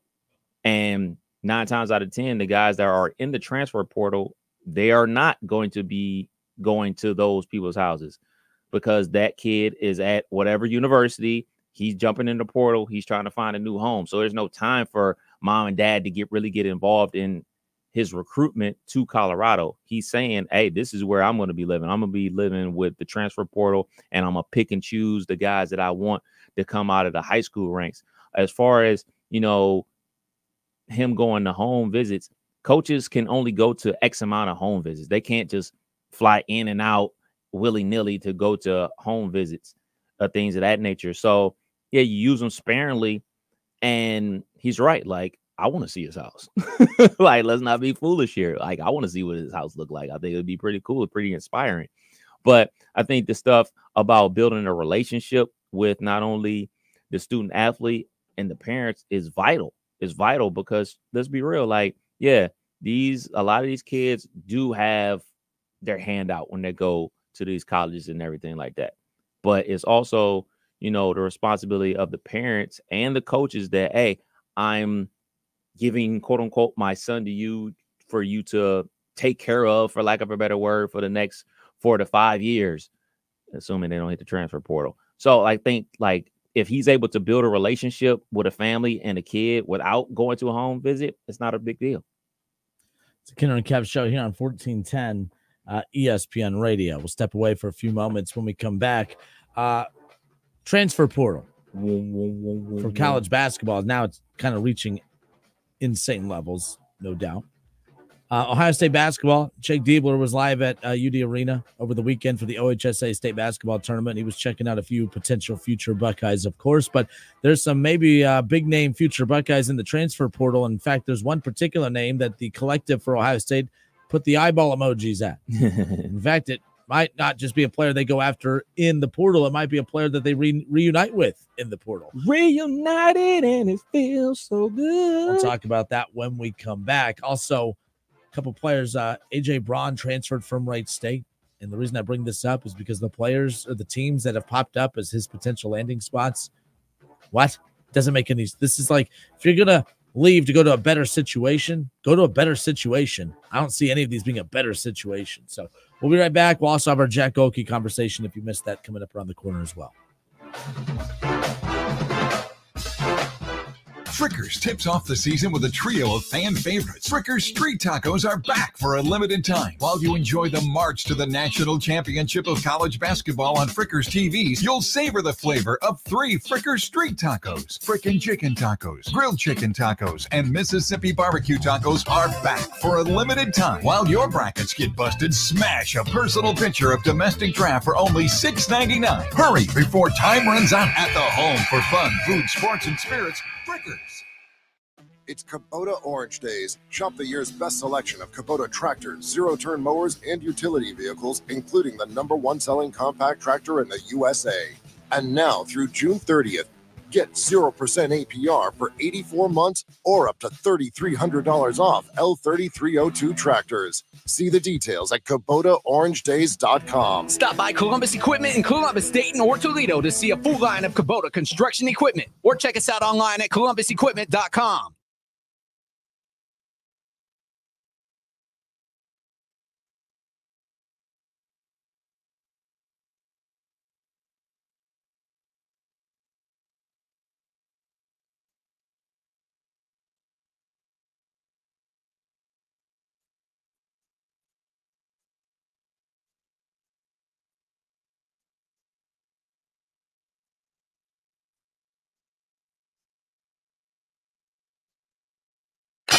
Hello, it's John Kozik, founder and president of TurboTrack Realty, and I buy real estate as is, fast for cash. Give us a call today for an all-cash offer at 614-470-2000, 614-470-2000. I buy vacant properties, inherited homes, divorce situations, death in the family. I even buy my tenants won't pay me the rent houses. Give us a call today for an all-cash offer at 614-470-2000, 614-470-2000. By now, you should know Audio Etc. has all the same sales and deals on TVs and projectors as everyone else. But did you know we also have some of the world's best hi-fi? Hi, this is Kirby from Audio Etc. And we do have some of the best home theater, high-fidelity gear on the planet. Not only do we have your favorite brands like Clip speakers and SVS subwoofers, but audiophile greats from Bowers & Wilkins, Kef, NAD, Marantz, Cambridge, Mark Levinson, and plenty of vinyl and tube gear. Plus exotics you only see in the magazines. Stop by today and visit Audio Etc.'s crazy cool showroom and see and audition the best audio and video has to offer. While you're in, check out our huge selection of pre-owned vintage gear. A great way to afford great gear otherwise out of reach, or revisit old classics. Audio Etc. Sound advice you can trust. Audio Etc. 551 Congress Park Drive at the corner of Paragon in Centerville, or call 434-9770. Audio Etc. Crazy cool showroom. Did you know that although our name may be Carol Works Tire, we're more than tires? We're one of the leading service centers in the area, from personal vehicles to fleet maintenance. We'll keep you on the road. Come see us at Carol Works Tire. Did you know that Carol Works specializes in servicing mixed fleet vehicles? We keep your business moving by tailoring our service programs to meet your company's specific needs. Let us keep your fleet on the road with Carol Works Tire. If you need new roofing, siding, or gutters, skylights, or patio enclosures, if you're a homeowner or business and need someone you can trust, don't take a chance. Enhance with Lance. Lance Roofing and Siding in Fairborn has been satisfying customers since 1993 and hold an A+ rating with the Better Business Bureau. Lance Roofing and Siding, 8460 Dayton Springfield Road in Fairborn. Call for a free estimate at 864-2722. That's 864-2722 or online at lanceroofing.com. Free battery testing, free battery charging, and replacement batteries that fit your needs. That's what makes AutoZone America's #1 battery destination. Get in the zone. AutoZone. Hello, it's John Kozik, founder and president of TurboTrack Realty, and I buy houses as is, fast for cash. Call me today for an all-cash offer on any of your properties, and we can close within days at 614-470-2000, 614-470-2000. Do you own a property that's outdated and needs thousands of dollars in repairs? Great, I'll buy it. Give us a call today for an all-cash offer at 614-470-2000, 614-470-2000. Would it be convenient for you if you could simply take what you wanted and leave the rest behind? Great, I'll buy it. I buy vacant properties, inherited homes, divorce situations, death in the family, apartment buildings, rental portfolios. I even buy my tenant won't pay me the rent houses. Call TurboTrack Realty today for an all-cash offer and speak with one of our friendly staff members at 614-470-2000, 614-470-2000.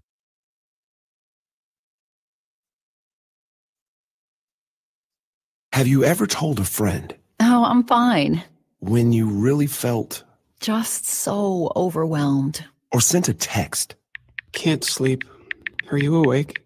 When you couldn't find the words to say? I'm scared to be alone with my thoughts right now. Then this is your sign to reach out to the 988 Lifeline for 24/7 free confidential support. You don't have to hide how you feel. Text, call, or chat anytime. Michi Johnson from South Carolina has entered the transfer portal, Kev. Second time he's entered the transfer portal. He left Ohio State originally to head to South Carolina. Very good for South Carolina. But, of course, Ohio State knows that too. But the second he got back into the portal, Ohio State's NIL collectives immediately started tagging him and putting the eyeball emojis out there as well. I could see a potential reunification here. I mean, if Chris Holtmann really was the problem, keep in mind the whole reason for everything I heard over the weekend. This wasn't just talking to Jake over the weekend at the tournament. There are guys that follow the recruiting trail in Ohio very, very close. Right. Jake is the one reason Jake got this job at Ohio State. For one, yes, the team responded to him, but everyone loves Jake. Yeah. Everyone. In fact, pretty much everyone that committed to play for Chris Holtmann technically committed to Ohio State because of the work that Jake Diebler did on the recruiting trail. Right. So when players left, a lot of it was their dislike for how things went with Chris Holtmann. So I could see, especially with the NIL being very active for Ohio State basketball and Chris Holtmann gone, and the whole reason that Michi went to Ohio State originally being Jake Diebler and other reasons. I mean, the local, being local, and of course, I could see them reuniting. Look, the bottom line is, it does, from everyone I spoke to over the weekend that covers the recruiting trail real well, even former Buckeyes or just former guys that are about to hit the portal, former Ohio guys. Jake's a big time name. Yeah. Jake should do really well with his ability to recruit and sell. Now tied in with the NIL, Ohio State could become a player just as much in basketball as football. So I'd keep an eye on that. I'm with it 100%. I mean, you break it down like that, and also, to speak about like the Coach Prime situation, and we always think like, oh man, Nick Saban's landing this guy, Nick Saban's landing that guy. Well, like we just talked about, head coaches can only do but so much recruiting. They can only go to one in-home visit. So it is the guys on the staff doing majority of recruiting. We talked about this with former Ohio State running back Coach Alford. Like, his job is to recruit. That is your main job. You're not teaching, running backs how to be fast. They're fast when they show up. Like, so you're teaching them the small details, but your main job is to identify talent and get talent to school. So there's no question that him being the assistant coach or former assistant coach, now the official head coach, he has that relationship with the players that have transferred out. And if they're back in the portal, there's no reason they can't return. We just saw Tanner Holden return to Wright State because of the relationship, not only with his teammates, but with the coaching staff as well. So, you know, Michi has always wanted to play at Ohio State. Like that was the dream school. He enrolled in Ohio State early. He graduated high school early, enrolled when he should have still been in high school, played on that team while he was recovering from an injury, ultimately transferred to South Carolina, blossomed into the player that he is now, and he has, I think, one more year to play in college ball. I would love to see him back at the Ohio State. You know, being an Ohio State basketball fan, it was really cool getting to talk to so many people tied in. Like, it is kind of cool seeing how the Diebler family has basically cornered the basketball market in the state.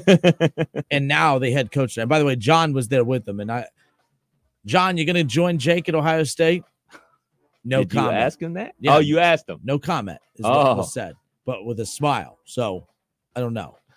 Okay. He loves Thad. Like, and he did. He loves Thad. Okay. So let me ask you this. We both have brothers. Would you be able to work with your brother? On a day-to-day basis? First of all, I'll take bullets for both my brothers. There's no doubt about it. My brother Joey, I'm super close. My brother Joey has autism, so I've always been like extra. I take care of him more than anything else. I love my brother Jeffrey, but we have nothing in common. we do not get along. We don't get along as far as like we're not super close. Like, but we have literally. I mean, I swear to you, there's not one thing in common. Not one tiny thing. Take a bullet for him, but there's not one thing in common. So no, I would not go work with my brother Jeffrey. I would go travel to take a bullet for him, but I would not travel to work with him. Joey, yes, I would do anything for my brother Joey. I would work with my brother in a heartbeat. If we were like in the same field or something like that, and he got a job offer, and hey man, he's the boss somewhere, it's like, hey, I need you to come work for me in a heartbeat. Yeah. Me and my brother are like this. We're like this. We argue.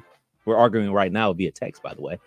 We argue like crazy maniacs, but when it's business time, when it's time to execute the plan, we work together like magic. I will work with my brother in a heartbeat.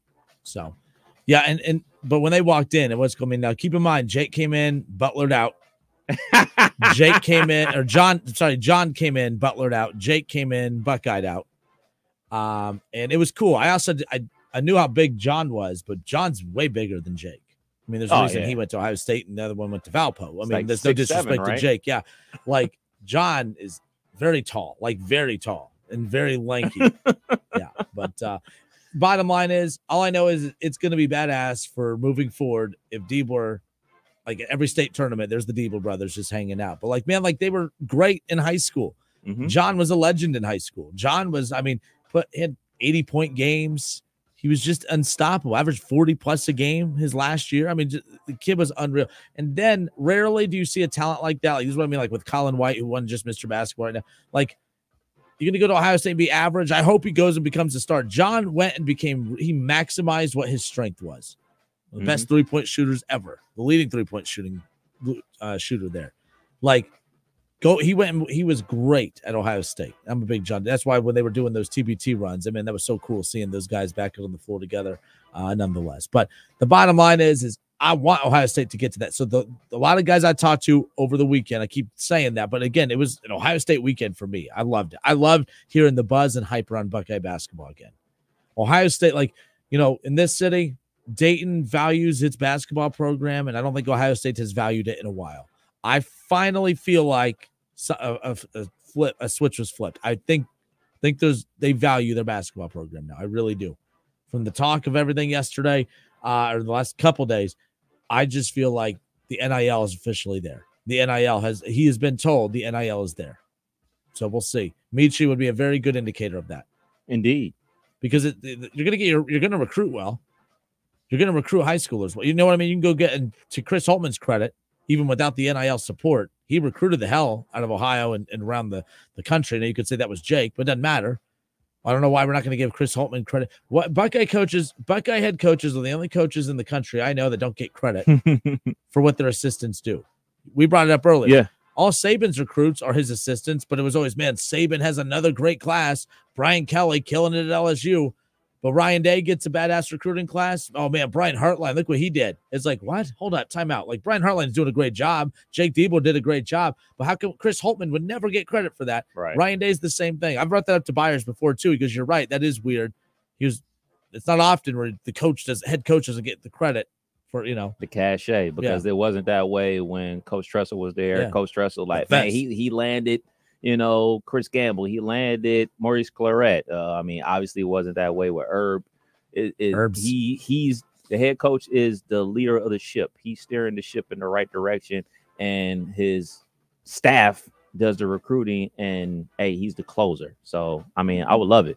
I mean, you just bring up Deeb's name. I mean, I just think about that semifinal game between him and Daquan Cook. God, busted nose. Yeah. Like both of them going for 30 plus, just going at it. I think it was like 90 to 95 or something crazy like that. Like, that's what I'm talking about. Like, those are the type of games that I miss, going to for the high school level. Shelby Maysville, the D2 semifinal the other day. Wright State has a recruit coming in named Alex Bruscotter. He was a Mr. Basketball finalist. As good as Colin White. But Colin White going to Ohio State, all that. Now, Colin White got all the pub and, all this stuff. He's been on a team in Ottawa Glandorf. Everyone's like, well, hold on, Kinner. Look at everything that Ottawa Glandorf is a regular at the state semifinal, state tournament. Mm-hmm. Shelby, that was their first appearance ever. I've never heard of Shelby until Alex Bruscotter. He dropped 36 points over the weekend. I mean, it was the best game of the weekend. Both fan bases, one team that Maysville hadn't been there in like 50 years. Shelby never been there. Kev, that arena has never been louder, and that includes UD games. And I'm not exaggerating, because it's one thing to be loud for a college game, but when you have two screaming student sections from high school, you know what I mean? That's a whole other level. Holy crap, Kev. It was insane. It was the game. It was three attempts, but made threes. You had your stars go off. It came down to the final, and he's going to Wright State. Texted some Wright State coaches, saying, "Hey, you guys got a good one." They said, "Hey, this is the most ready player coming out of high school that we've had." Like, wow. Tanner was amazing. Tanner's the best that they've had. Loudon's the best that they've had. Tanner's really good, obviously. Trey, but as far as coming out of high school and being ready to play right now, this kid is going to potentially get a lot of minutes, especially with the portal gutting Wright State the way that it did. Right her up, baby. So, nonetheless. All right, we'll step away for a few moments. Oakland, Jack Gholke, story of the NCAA tournament, no doubt, and we have our conversation with him coming up in case you missed it earlier. More of the Kinner and Kev Show next.